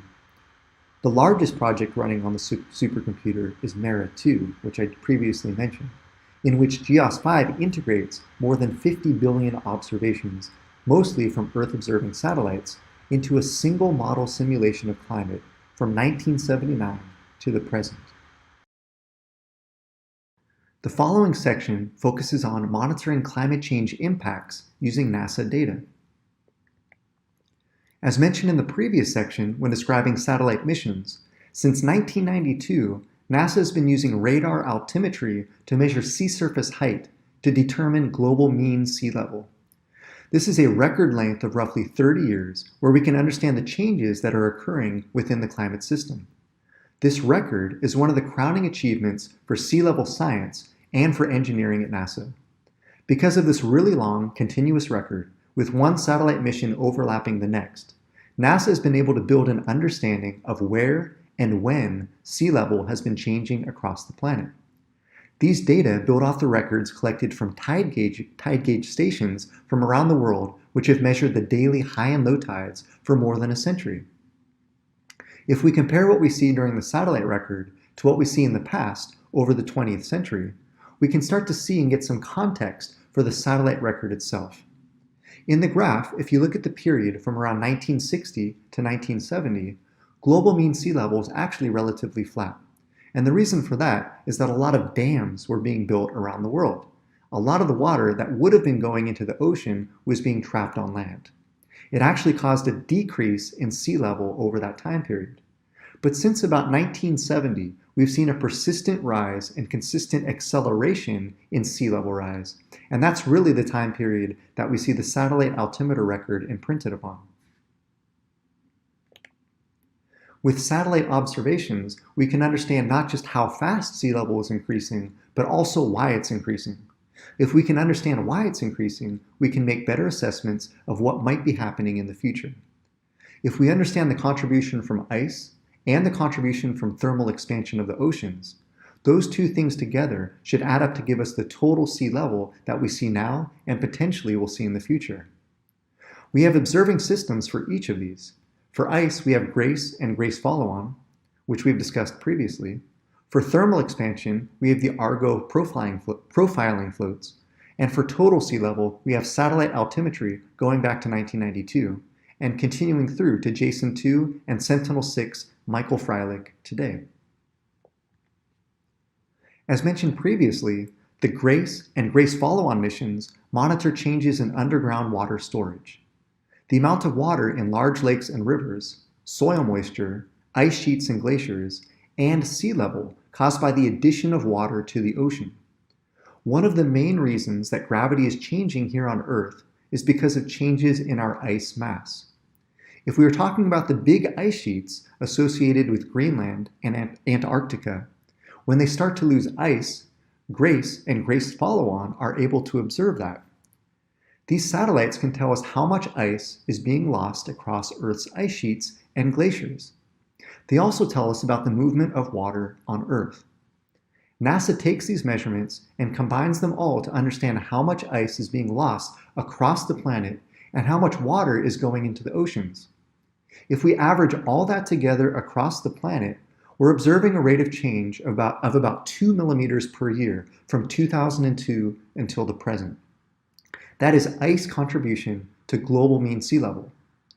The animation on the right shows how the mass of the Greenland ice sheet has rapidly declined in the last several years due to surface melting and iceberg calving.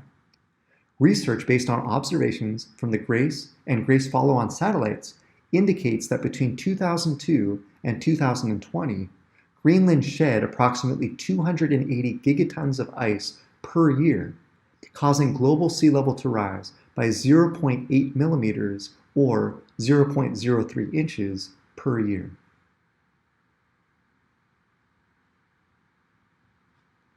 Since 2/3 of our global mean sea level contribution is coming from ice, this means that we should have about 1/3 coming from thermal expansion of the oceans. To determine thermal expansion of the oceans, scientists use Argo profiling floats. Argo is an international program that collects information from inside the ocean using a fleet of robotic instruments that drift with the ocean currents and move up and down between the surface and a mid-water level. Each float spends almost all of its life below the surface of the ocean. The data that Argo collects describes the temperature and salinity of the water, and some of the floats measure other properties that describe the biology and chemistry of the ocean. The main reason for collecting these data is to help us understand the ocean's role in Earth's climate, and so be able to make improved estimates of how it will change in the future. Each Argo float is launched from a ship. The float's weight is carefully adjusted so that as it sinks, it eventually stabilizes at a preset level, usually 1 kilometer below the surface of the ocean. 10 days later, an internal battery-driven pump transfers oil between a reservoir inside the float and an external bladder. This makes the float first descend to 2 kilometers and then return to the surface, measuring ocean properties as it rises. The data and the float position are relayed to satellites and then onto receiving stations onshore. The float then sinks again to repeat the 10-day cycle until its batteries are exhausted. From these measurements, we are able to estimate the impact of thermal expansion on sea level rise. When you take the data collected from Argo floats and add them together, and then average them, you end up getting a rate of change associated with thermal expansion. Another word for that is steric change, or steric height. Steric change means that the ocean is expanding due to expansion of water molecules.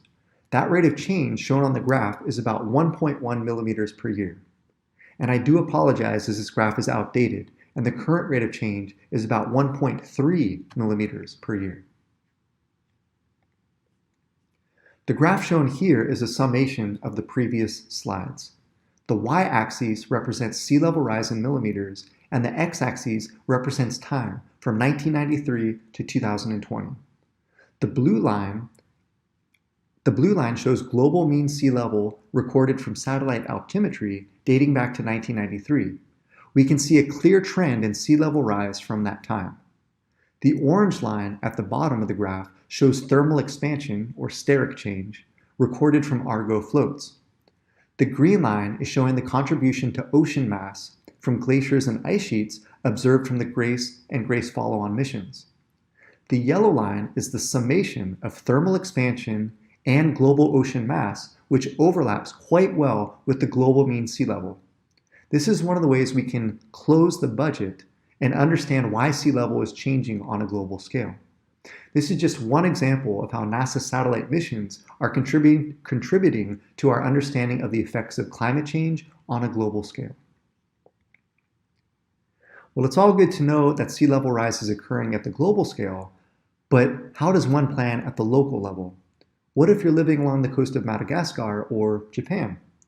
The global number is important. It tells us how the climate is warming, how Earth and the ocean is changing, but really, you want to know how much sea level is changing off your own coast. The ocean does not behave like a bathtub, and there is a lot of variability on a wide range of spatial and temporal scales.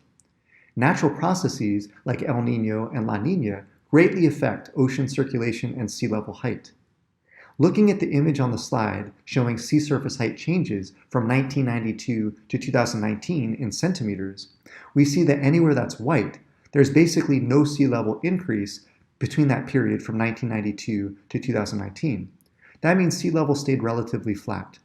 Anything yellow, orange, or red has shown where sea level has increased.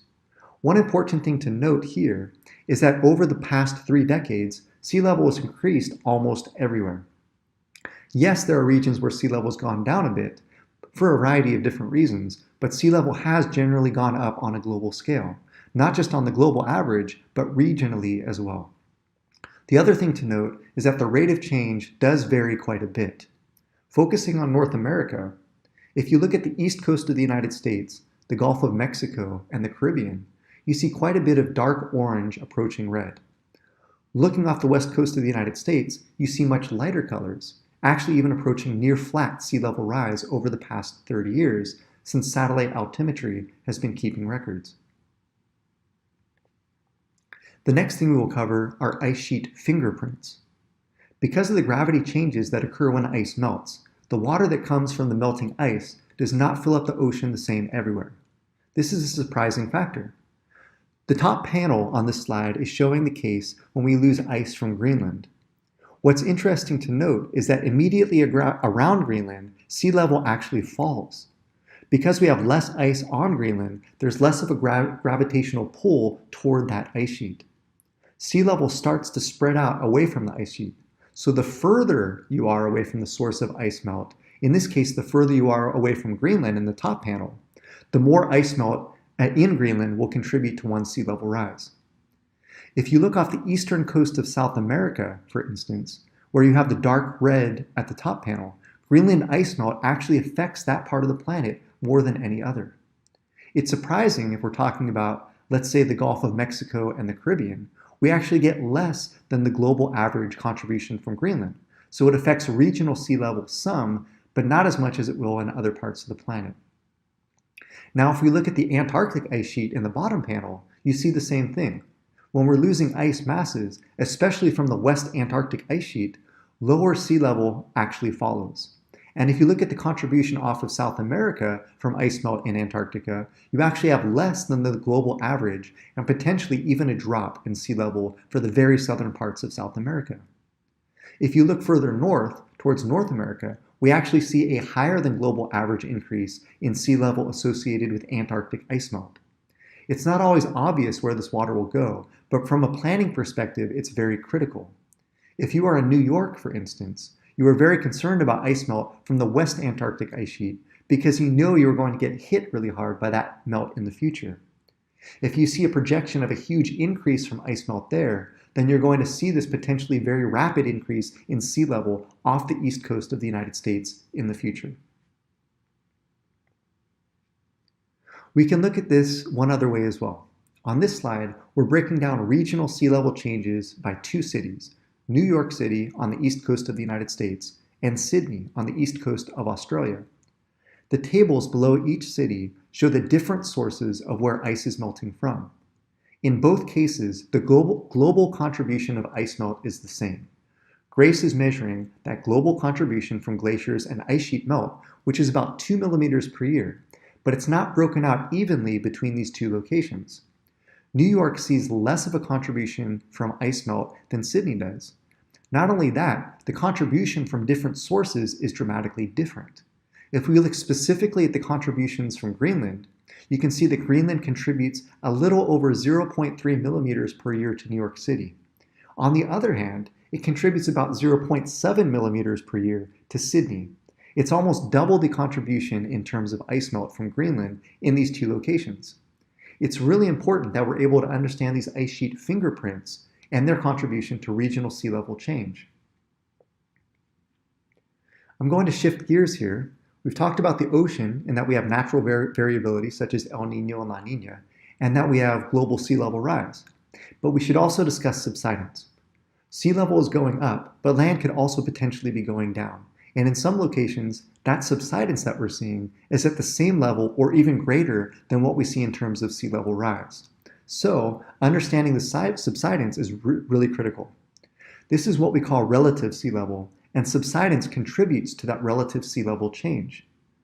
Groundwater withdrawal is one of the factors contributing to coastal subsidence. In coastal communities, a lot of times we're pumping out water directly below us.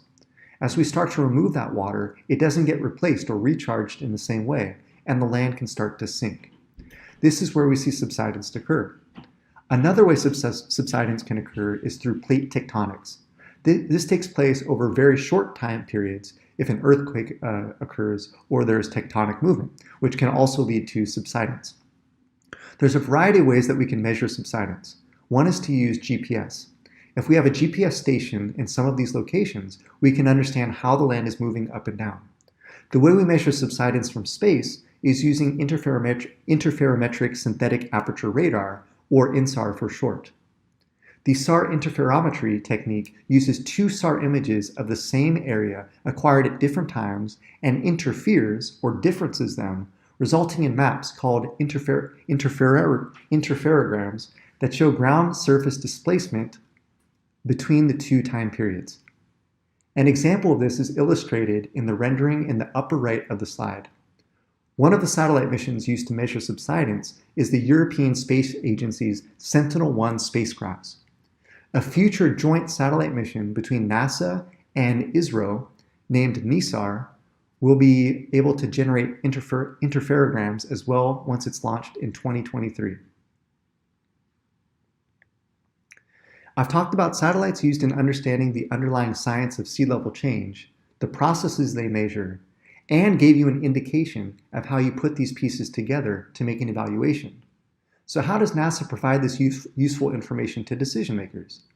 It requires integrated assessments in order to get this into the hands of planners and to those that actually need this information. To provide this useful information to decision makers, as well as to the general public, in 2014, NASA created a sea level change team. This team is comprised of 70+ scientists from government and academia from throughout the United States. The Sea Level Change team has a web portal at sealevel.nasa.gov. The web portal provides online tools and guidance with easy access to the underlying data, as well as to the satellite data. The team has two overarching goals. One is to provide improved forecasts of sea level across a range of timescales. That's really a scientific goal. The second goal is to connect with practitioners and stakeholders to provide useful sea level information. It's how they take the improved scientific understanding and actually generate guidance that's useful. The web portal at sealevel.nasa.gov was created to communicate the understanding that was obtained from these efforts and to provide an outlet for sharing data and guidance to the general public. This slide provides links to the many web tools created by NASA's Sea Level Change team. We hope you will explore for yourself to learn how you can use these tools for your own research and better understand how sea level changes will impact the planet, both regionally and globally.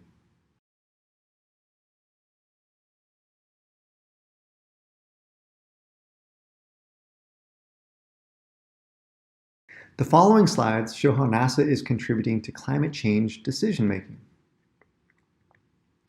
NASA is an expert in climate and Earth science. While its role is not to set climate policy or prescribe particular responses or solutions to climate change, its purview does include providing the robust scientific data needed to understand climate change and evaluating the impact of efforts to address it. NASA then makes this information available to the global community, the public, policy, and decision makers, and scientific and planning agencies around the world. The agency's research encompasses solar activity, sea level rise, the temperature of the atmosphere and the oceans, the state of the ozone layer, air pollution, and changes in sea ice and land ice. NASA scientists regularly appear in the mainstream media as climate experts. Climate change is one of the most complex issues facing us today. It involves many dimensions: science, economics, society, politics, and moral and ethical questions, and is a global problem felt on local scales that will be around for decades and centuries to come. Carbon dioxide, the heat-trapping greenhouse gas that has driven recent global warming, lingers in the atmosphere for hundreds of years, and the planet, especially the oceans, takes a while to respond to warming. So even if we stopped emitting all greenhouse gases today, global warming and climate change will continue to affect future generations. In this way, humanity is committed to some level of climate change. How much climate change? That will be determined by how our emissions continue and exactly how our climate system responds to those emissions. Despite increasing awareness of climate change, our emissions of greenhouse gases continue on a relentless rise. In 2013, the daily level of carbon dioxide in the atmosphere surpassed 400 parts per million for the first time in human history. The last time levels were that high was about 3 to 5 million years ago during the Pliocene epoch. Because we are already committed to some level of climate change, responding to climate change involves a two-pronged approach. Reducing emissions of and stabilizing the levels of heat-trapping greenhouse gases in the atmosphere is what we refer to as mitigation. Adapting to the climate change already in the pipeline is what we refer to as adaptation. Mitigation refers to reducing climate change, which involves reducing the flow of heat-trapping greenhouse gases into the atmosphere, either by reducing sources of these gases, for example, the burning of fossil fuels for electricity, heat, or transport, or enhancing the sinks that accumulate and store these gases, such as the oceans, forests, and soil. The goal of mitigation is to avoid significant human interference with the climate system and stabilize greenhouse gas levels in a time frame sufficient to allow ecosystems to adapt naturally to climate change, ensure that food production is not threatened, and to enable economic development to proceed in a sustainable manner. Adaptation refers to adapting to life in a changing climate and involves adjusting to actual or expected future climate. The goal is to reduce our vulnerability to the harmful effects of climate change, like sea level encroachment, more intense extreme weather events, or food insecurity. It also encompasses making the most of any potential beneficial opportunities associated with climate change. For example, longer growing seasons, or increased yields in some regions. Throughout history, people and societies have adjusted to and coped with changes in climate and extremes with varying degrees of success. Climate change, drought in particular, has been at least partly responsible for the rise and fall of civilizations. Earth's climate has been relatively stable for the past 12,000 years, and this stability has been crucial for the development of our modern civilization and life as we know it. Modern life is tailored to the stable climate we have been accustomed to. As our climate changes, we'll have to learn to adapt. The faster the climate changes, the harder it could be. While climate change is a global issue, it is felt on a local scale. Cities and municipalities are therefore at the front line of adaptation. In the absence of national or international climate policy direction, cities and local communities around the world have been focusing on solving their own climate problems. They are working to build flood defenses, plan for heat waves and higher temperatures, install water-permeable pavements to better deal with floods and stormwater, and improve water storage and use. Climate change is starting to be factored into a variety of development plans, such as how to manage the increasingly extreme disasters we are seeing and their associated risks, how to protect coastlines and deal with sea level encroachment, how to best manage land and forests, how to deal with and plan for reduced water availability, how to develop resilient crop varieties, and how to protect energy and public infrastructure. NASA, with its eyes on the Earth and wealth of knowledge on the Earth's climate system and its components, is one of the world's experts in climate science. NASA's purview is to provide the robust scientific data needed to understand climate change. I've already highlighted how data from the agency's GRACE and GRACE follow-on missions and ICESat-2 mission, as well as from radar instruments in space, has shown rapid changes in the Earth's great ice sheets. The JASON missions have documented an increasing sea level rise since 1992 using satellite altimetry. NASA makes detailed climate data freely available to the global community, the public, policy, and decision makers, and scientific and planning agencies around the world. It is not NASA's role to set climate policy or prescribe particular responses or solutions to climate change. NASA is one of 13 U.S. government agencies that form part of the U.S. Global Change Research Program, which has a legal mandate to help the nation and the world understand, assess, predict, and respond to global change. These U.S. partner agencies include the Department of Agriculture, the Environmental Protection Agency, and the Department of Energy, each of which has a different purview depending on their area of expertise.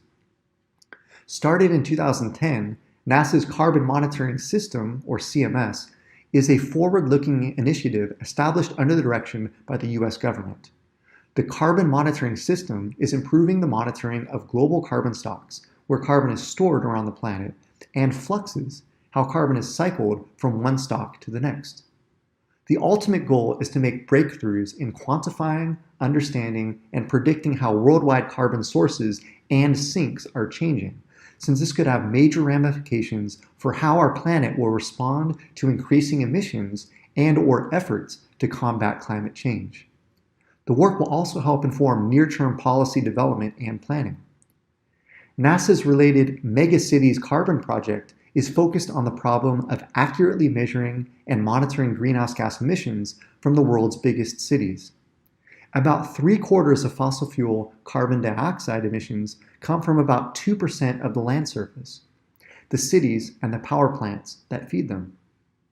At present, the focus is on pilot projects in Los Angeles and Paris that sample the air there. The goal is to add other cities around the world and to ultimately deploy a worldwide urban carbon monitoring system that will enable local policymakers to fully account for the many sources and sinks of carbon and how they change over time. Although NASA's main focus is not on energy technology research and development, work is being done around the agency and with various partners and collaborators to find viable alternative sources of energy to power our needs. These sources of energy include the wind, waves, the sun, and biofuels. On May 24th, 2021, NASA and the White House announced a new set of emissions. On May 24th, 2021, NASA and the White House announced a new set of missions recommended by the Earth Science Decadal Survey more than 3 years ago, which will be developed under a program called the Earth System Observatory. NASA stated the Earth System Observatory will be a set of missions addressing the designated observables, a set of key observations that scientists recommended the agency pursue in the Earth Science Decadal Survey published in early 2018. NASA's new Earth System Observatory will design a new set of Earth-focused missions to provide key information to guide efforts related to climate change, disaster mitigation, fighting forest fires, and improving real-time agricultural processes. With the Earth System Observatory, each satellite will be uniquely designed to complement the others, working in tandem to create a three-dimensional, holistic view of Earth from bedrock to atmosphere. Areas of focus for the observatory include aerosols, cloud convection and precipitation, mass change, surface biology and geology, surface deformation and change. I'd now like to play you a short video describing how NASA's new Earth System Observatory will expand upon NASA's previous work, providing the world with an unprecedented understanding of our Earth's climate system, arming us with next-generation data critical to mitigating climate change and protecting our communities in the face of natural disasters. As NASA prepares to send humans to the Moon and Mars, and peer even deeper into the universe, we turn with a renewed focus to our home planet of Earth. The next generation of Earth science begins with the new Earth System Observatory.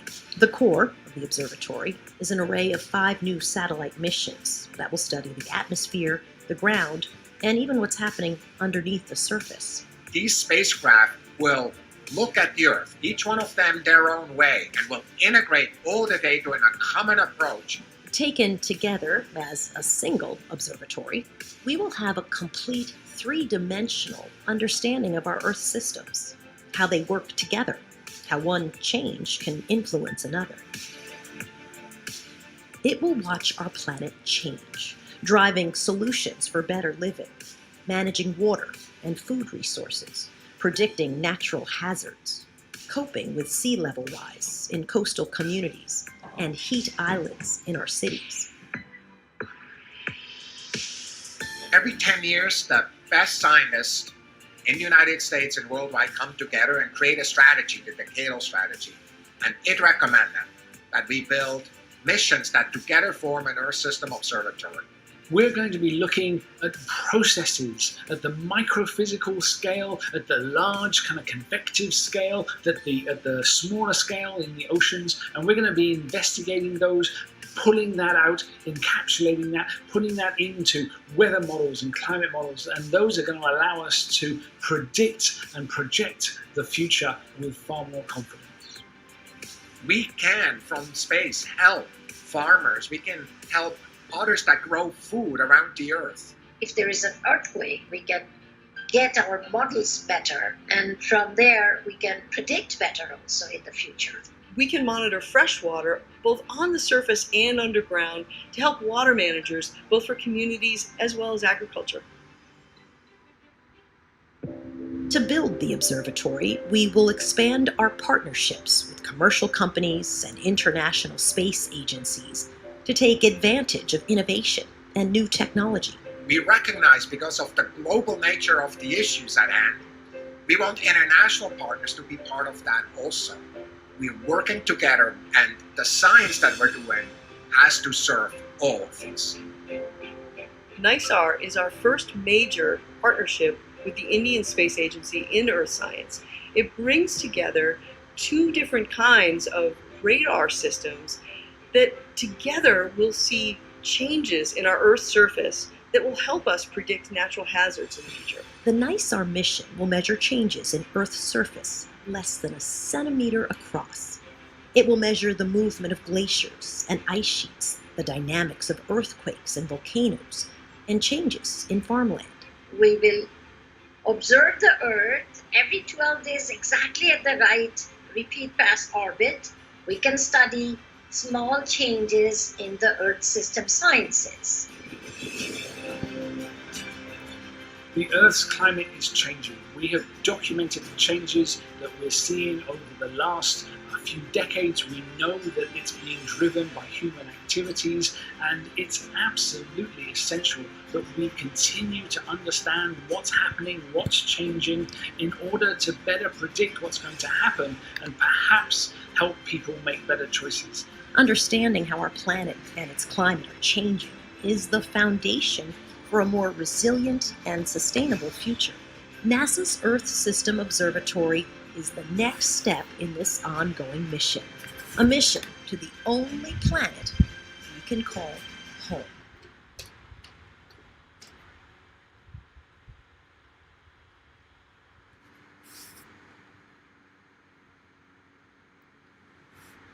Thank you very much for your attention throughout today's presentation. We will now transition to the question and answer session. Please enter your questions in the question and answer box. We will answer your questions in the order they were received. We will post the question and answer document to the training website following the conclusion of the webinar. Feel free to contact myself or my colleague, Amita Mekta, should you have any questions about today's presentation. You can also access the training webpage and ARSET website in the links provided below. Thank you.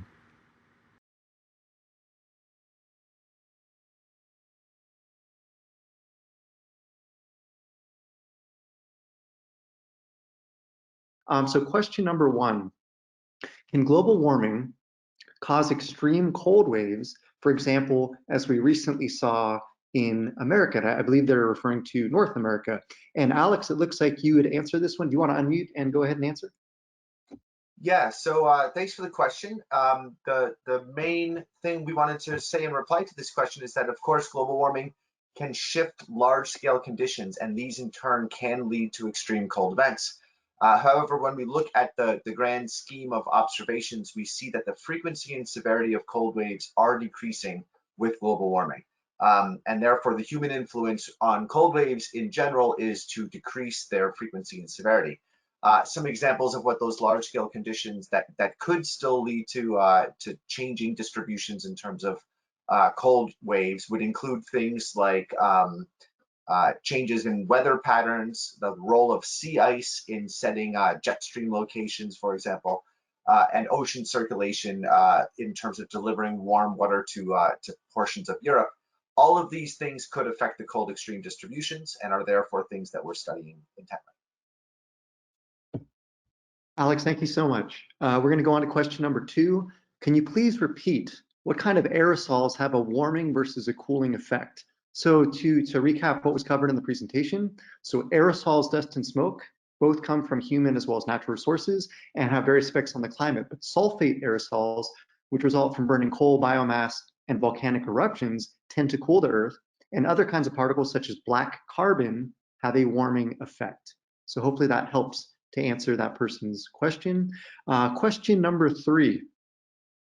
Can this broadening of the land temperature anomaly, in this case, it was the animation shown in slide number 16, can it be also due to the disagreement among the CMIP models? And answer 3, I think, Alex, you might have answered. Do you want to go ahead?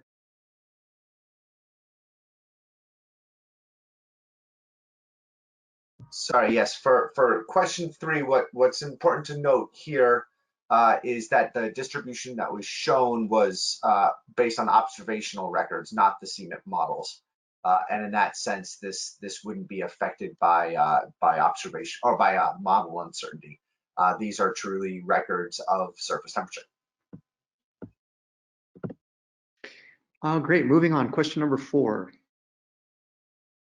If the solar irradiance is decreasing, and considering the negative radiative effect of continuously increasing aerosol concentration, how can we experience any dip in the increasing global air temperature curve during the upcoming few decades?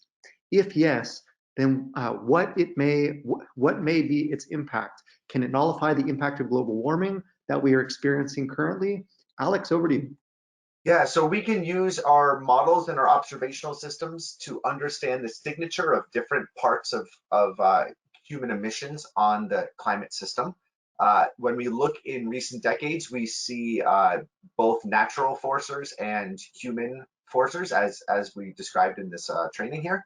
The solar radiance has been decreasing in recent decades, while the aerosol concentrations come from human influences have somewhat countered the effects of greenhouse gases.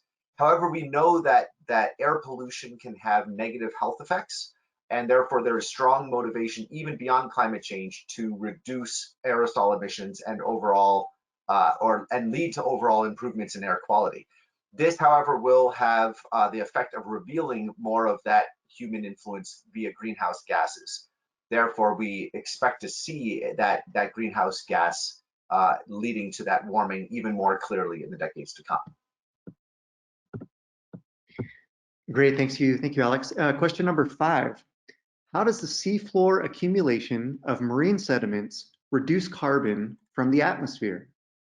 And the answer being, at the ocean's surface, carbon dioxide from the atmosphere dissolves into the water, and phytoplankton in turn uses carbon dioxide for photosynthesis.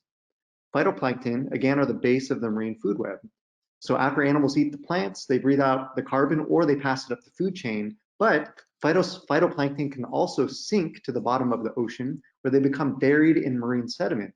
Over long timescales, this process has made the ocean floor the largest reservoir of carbon on the planet.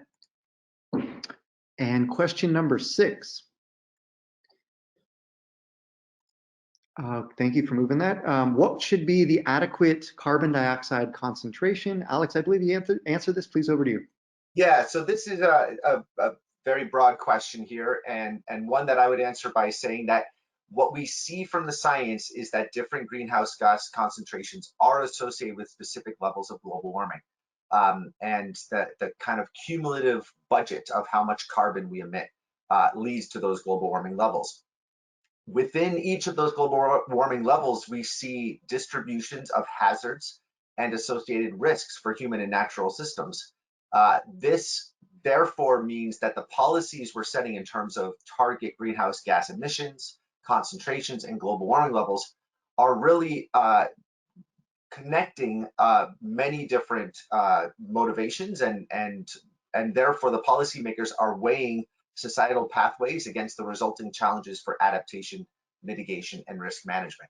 The moral and ethical judgment entailed in setting an adequate CO2 concentration is therefore much beyond what a climate observation or model can show, and goes into deeper questions of ethics and socioeconomics and geopolitics.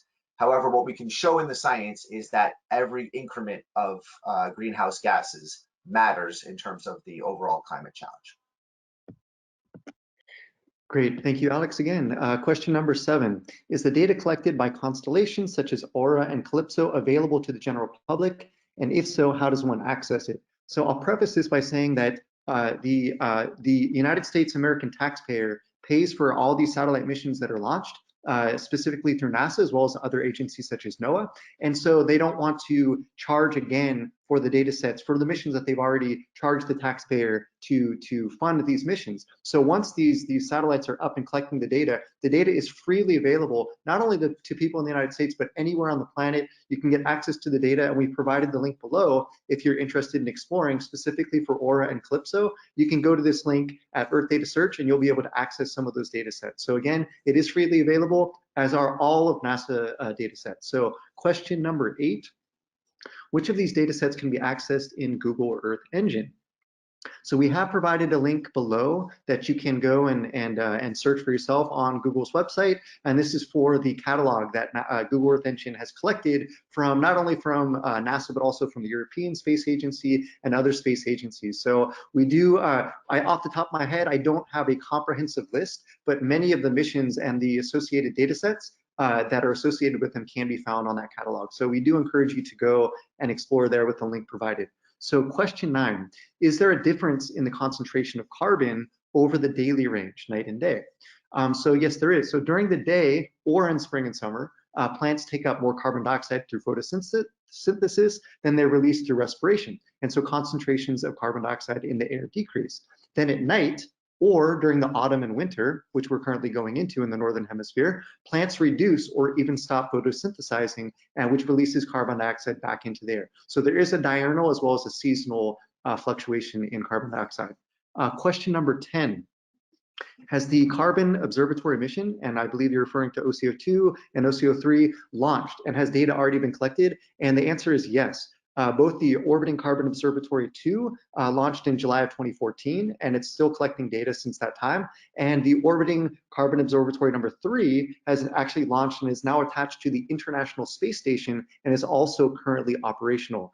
ARSET is planning on having trainings on carbon monitoring in next year, actually. So we do hope that you will join us. So get on our listserv, learn about these trainings as they're coming up, because we will be having a training specific on this, and it will be dealing specifically with these satellite missions, OCO2 and OCO3. So do stay tuned for next year. Question number 11. Is El Nino responsible for global warming? Very good question. And are human beings responsible for El Nino? And another very good question. So El Nino is very complex and naturally occurring weather pattern. So it's natural that results when ocean temperatures in the Pacific Ocean near the equator vary from the norm. Humans are not responsible for El Nino. Normally, that is in years when El Nino does not occur, strong trade winds blow from the east to west across the Pacific Ocean around the equator. The winds push warm surface ocean water from South America west towards Asia and Australia, and cold water upwells from below in the east to take its place along the South America. And that's what gives South America fisheries such good fisheries, because that good cold upwelling that is occurring off that coast. But in an El Nino year, which again is a natural occurring weather pattern, the trade winds weaken or break down, and that warm water that is normally pushed west toward Australia and Indonesia piles up on the east side of the Pacific Ocean, extending from Chile all the way up to California. And this causes great changes in weather during the El Nino phenomenon. And specifically on the west coast of the Americas, it causes more precipitation and storms. So question number 12. How exactly is the temperature of the ocean rising? So data from the US National Oceanic and Atmospheric Administration, also known as NOAA, shows that the average global sea surface temperature, the temperature of the upper few meters of the ocean, has increased by approximately 0.13 degrees centigrade per decade over the past 100 years. So hopefully that helped to answer that. So question number 13. Where can we obtain local sea level rise data, especially for Southeast Asian countries? So if in the presentation, you remember we covered a lot of the tools from that data portal from the sea level rise. And so we provided that link below. And please, we do encourage you to explore that, because it does have, it has data portals for sea level rise, not only global, but also regionally. So you can explore for yourself how regional sea level rise can be impacting you specifically in Southeast Asian country, depending on what country you're interested in. So question number 14, which is the better NASA mission to provide a precise water level and volume in lakes? So current NASA missions that are contributing through either laser altimetry or radar altimetry, satellite altimetry are Jason 2 and 3, and we also have the ISAT-2 mission. All of these are currently operational, and they're providing surface height of lakes. And ARSET actually about a year ago held a training specifically on this, showing all the different current NASA satellite missions that are contributing to lake and reservoir height. So we provided that link for you below, and we do encourage you to go, if you're interested in this application, to explore that training to learn more. Question number 15. MODIS provides data for up to 20 years, but more than 30 years of data is required for climate change studies. Is 20 years of data sufficient for climate change studies? Another excellent question. So fortunately, we do have data extending back way before MODIS became operational in 1999, when the Terra satellite launched. So we have data from all over the world, from meteorological stations, from buoys out on the coasts and out in the oceans. We have from ships that are traversing all the seas and oceans, from planes for atmospheric temperature, and also from geostationary satellites that go back before the MODIS record. So they have all been able to give us a comprehensive view to contextualize the different temperature across the planet. So, but specific to MODIS, it has given us that 20 plus year data set, which has been crucial to help fill out really a global coverage of the planet. And we do have the VIRS instrument, which is a continuity mission that's building off of that MODIS record. And fortunately, MODIS will continue for hopefully another few years. But it's a great question. 30 years is the optimum for trying to look at climate change studies. And sometimes, you might be limited depending on the geography of the planet. If you're looking only in the satellite era, but we do have, based on the other records, a very good idea in terms of how the temperature's been changing, both on overland and over the ocean. So we can do these assessments with the data sets that we have. Question 16. About the regional sea level change, what are the main reasons why the Earth doesn't behave like a bathtub? For example, sea level rise on the opposite side of where ice, glaciers, melts. Thanks. And I think we did cover this in the presentation, but the ice sheets over Greenland and Antarctica are immense, and they do exert enough gravitational pull to draw a substantial amount of ocean water toward them. But as these great ice sheets are losing mass, especially Greenland, but also Antarctica, so we see something quite bizarre happen nearby. So sea level rise will actually fall in an area stretching more than 1,000 miles from the ice sheet. And that has to do with the difference in gravitational pull as that ice is lost to the sea and spread out into to lower latitudes. So another factor that can also affect that sea level so it doesn't behave like a bathtub is that a sea level also can shift due to wind patterns, which are carried by ocean circulation and ocean currents. So that all has to do with the variability within different sea levels. And also the complexities do not stop there. As water is added to ocean basins, the basins themselves adjust to the extra weight. And so they can become more like a kid's pool in terms of like flexible plasticity. And ocean floor can actually sink. And the deformation is slow, but it changes the distribution of ocean water over time.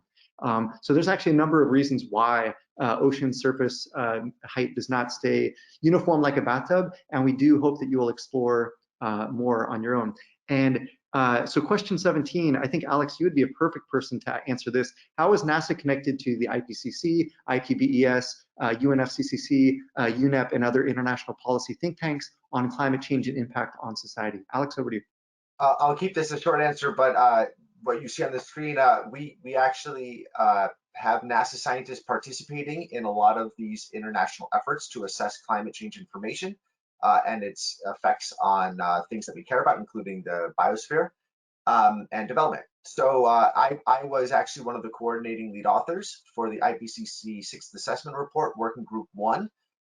And you can see a little bit more about some of the things we did in part 2 of this training.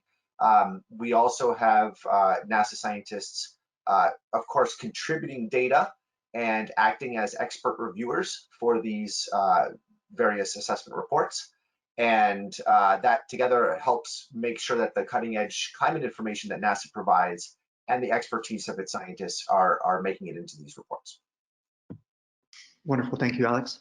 Question 18, could you mention some examples of successful measures for mitigation and adaptation to climate change around the world? Alex, over to you.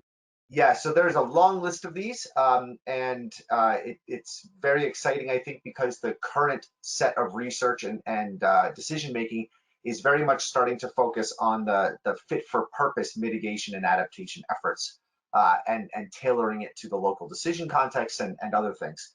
Just some quick examples, of course, mitigation includes any effort to reduce greenhouse gas emissions or sequester carbon.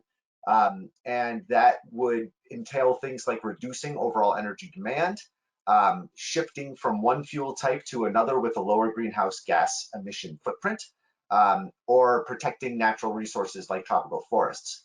Within adaptation, of course, there are big differences across regions and across impact sectors and even within a given sector like agriculture.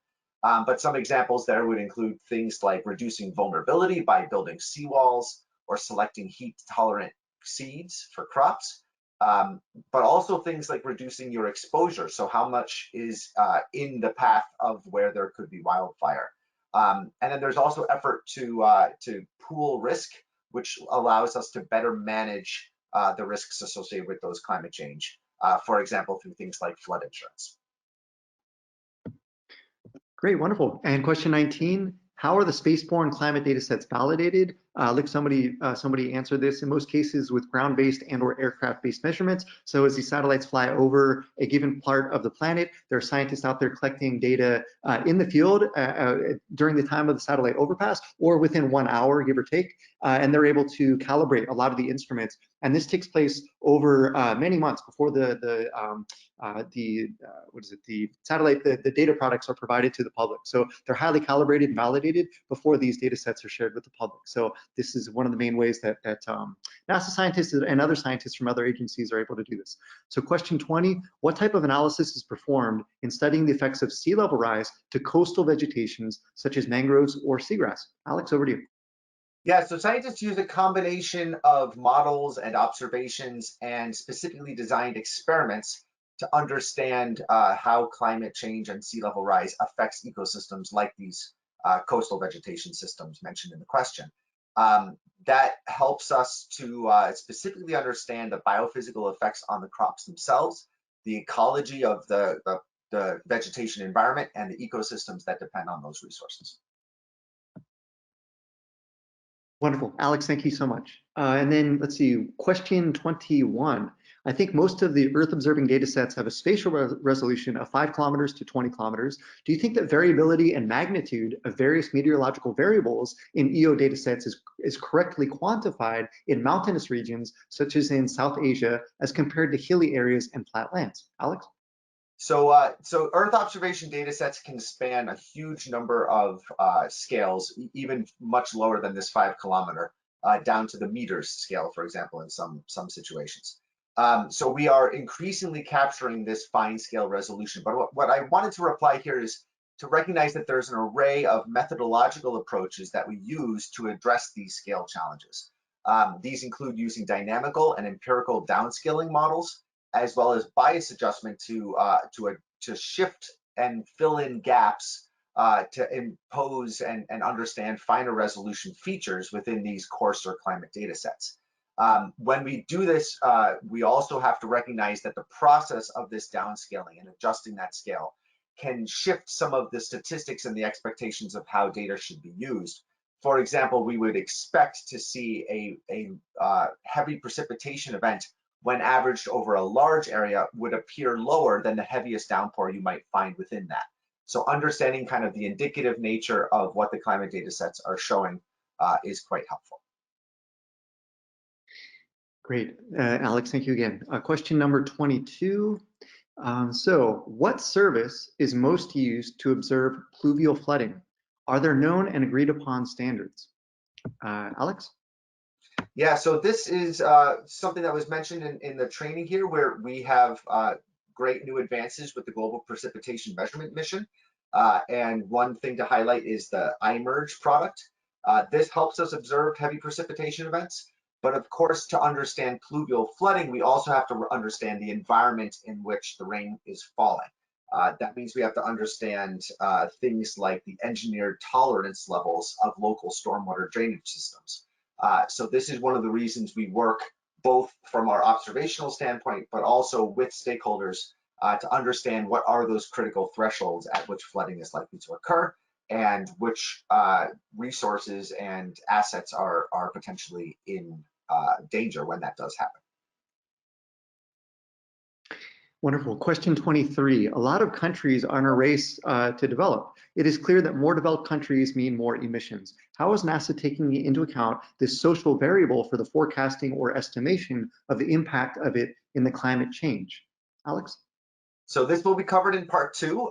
When we run our climate models out into the future, we use a set of scenarios that reflect various choices in socioeconomic development and the associated emissions that come from different regions of the world in light of those socioeconomic choices and broader policy choices.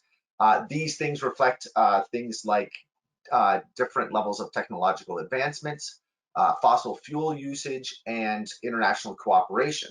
By using these scenarios, which are effectively, what would happen if these choices are made, it gives us an ability to explore the ramifications of these policy choices and identify which of these pathways allows us to meet the broader targets, both of sustainable development goals, broader climate change targets, and the socioeconomic advancements that we hope to achieve. Wonderful. And question 24, what are the new instruments that were added on Landsat 9 related to climate change? So to answer this one, the instruments that just launched 2 days ago, actually, on Landsat 9 are going to be pretty much the identical instruments that are currently operational on Landsat 8. That is the Operational Land Imager, OLI, as well as TIRS, the Thermal Infrared Scanner. And it's actually OLI2 and TIRS2. And how these will contribute to climate change is we see a lot of the effects of climate change played out in terms of the land processes, in terms of maybe it's shrinking mangroves, maybe if it's shrinking wetlands, et cetera. And so Landsat is able to observe this, and the records have gone back pretty much 50 years at this point. And so it's going to contribute to the land change that we observe over land. And that TIRS2 instrument is going to be crucial to observing land surface temperature, because it collects data in the infrared, long wave infrared, which can be used to observe, say, like urban heat islands in different parts of the planet. And so it's really crucial to observing how places are heating up, and also has a very high, in terms of surface temperature, land surface temperature, it has quite a high spatial resolution. I believe it's 90 meters. So it's really effective at monitoring changes in land surface temperature. So again, this is a continuity mission, and the instruments are basically the same that are on Landsat 8. So great question. Question 25, in the graph on slide 36, is it known what happened between about 1935 and 1945 to raise the carbon dioxide and the global temperature? This time frame makes me wonder if that was an effect of World War II. Alex? Yeah, so that's an astute observation there. There is a connection between the time period around World War II and climate that is noted with things like high aerosol concentrations. There are many other things that go into this, so I don't want to oversimplify it in that way, but it is a noted effect. There were other things happening in the period just prior, such as the US Dust Bowl, which is noteworthy for land use and land degradation changes that caused particular regional extremes. So these are the types of things we can use our model to disentangle. And you'll see in part 2 that when we separate the natural and the human-induced causes, we can start to explain some of these things. Alex, thank you so much. And that concludes it. We want to thank everybody that joined today. Really, the questions, we really appreciate it. They're great to kind of gauge some of the things that you're thinking about in terms of your own planning, in terms of your own research. Thank you to everybody that joined us. I know this has been quite a long session today. We do hope you'll join us 1 week from today to listen to the presentation for part 2, which will delve more into climate modeling. That's actually going to be presented by Alex, who's been answering a lot of the questions today. So before we end, I want to give a huge thanks to Alex Ruane for participating in this training, for helping answer the questions. Also, Dan Bader, also from Goddard Institute for Space Studies. I also want to thank my colleagues, Amita Mekta, who's been crucial to this training success, as well as my colleagues, Brock Blevins, Selwyn Hudson-Odoi, and Jonathan O'Brien. They've all been behind the scenes, making sure everything's been running smoothly. So big thanks to the whole ARSET team, and thank you to everybody that joined today. We hope you got a lot from this, and do stay tuned. We hope to see you all in 1 week for part 2 of the climate training. So have a wonderful day, and we hope to see you in a week. Thank you.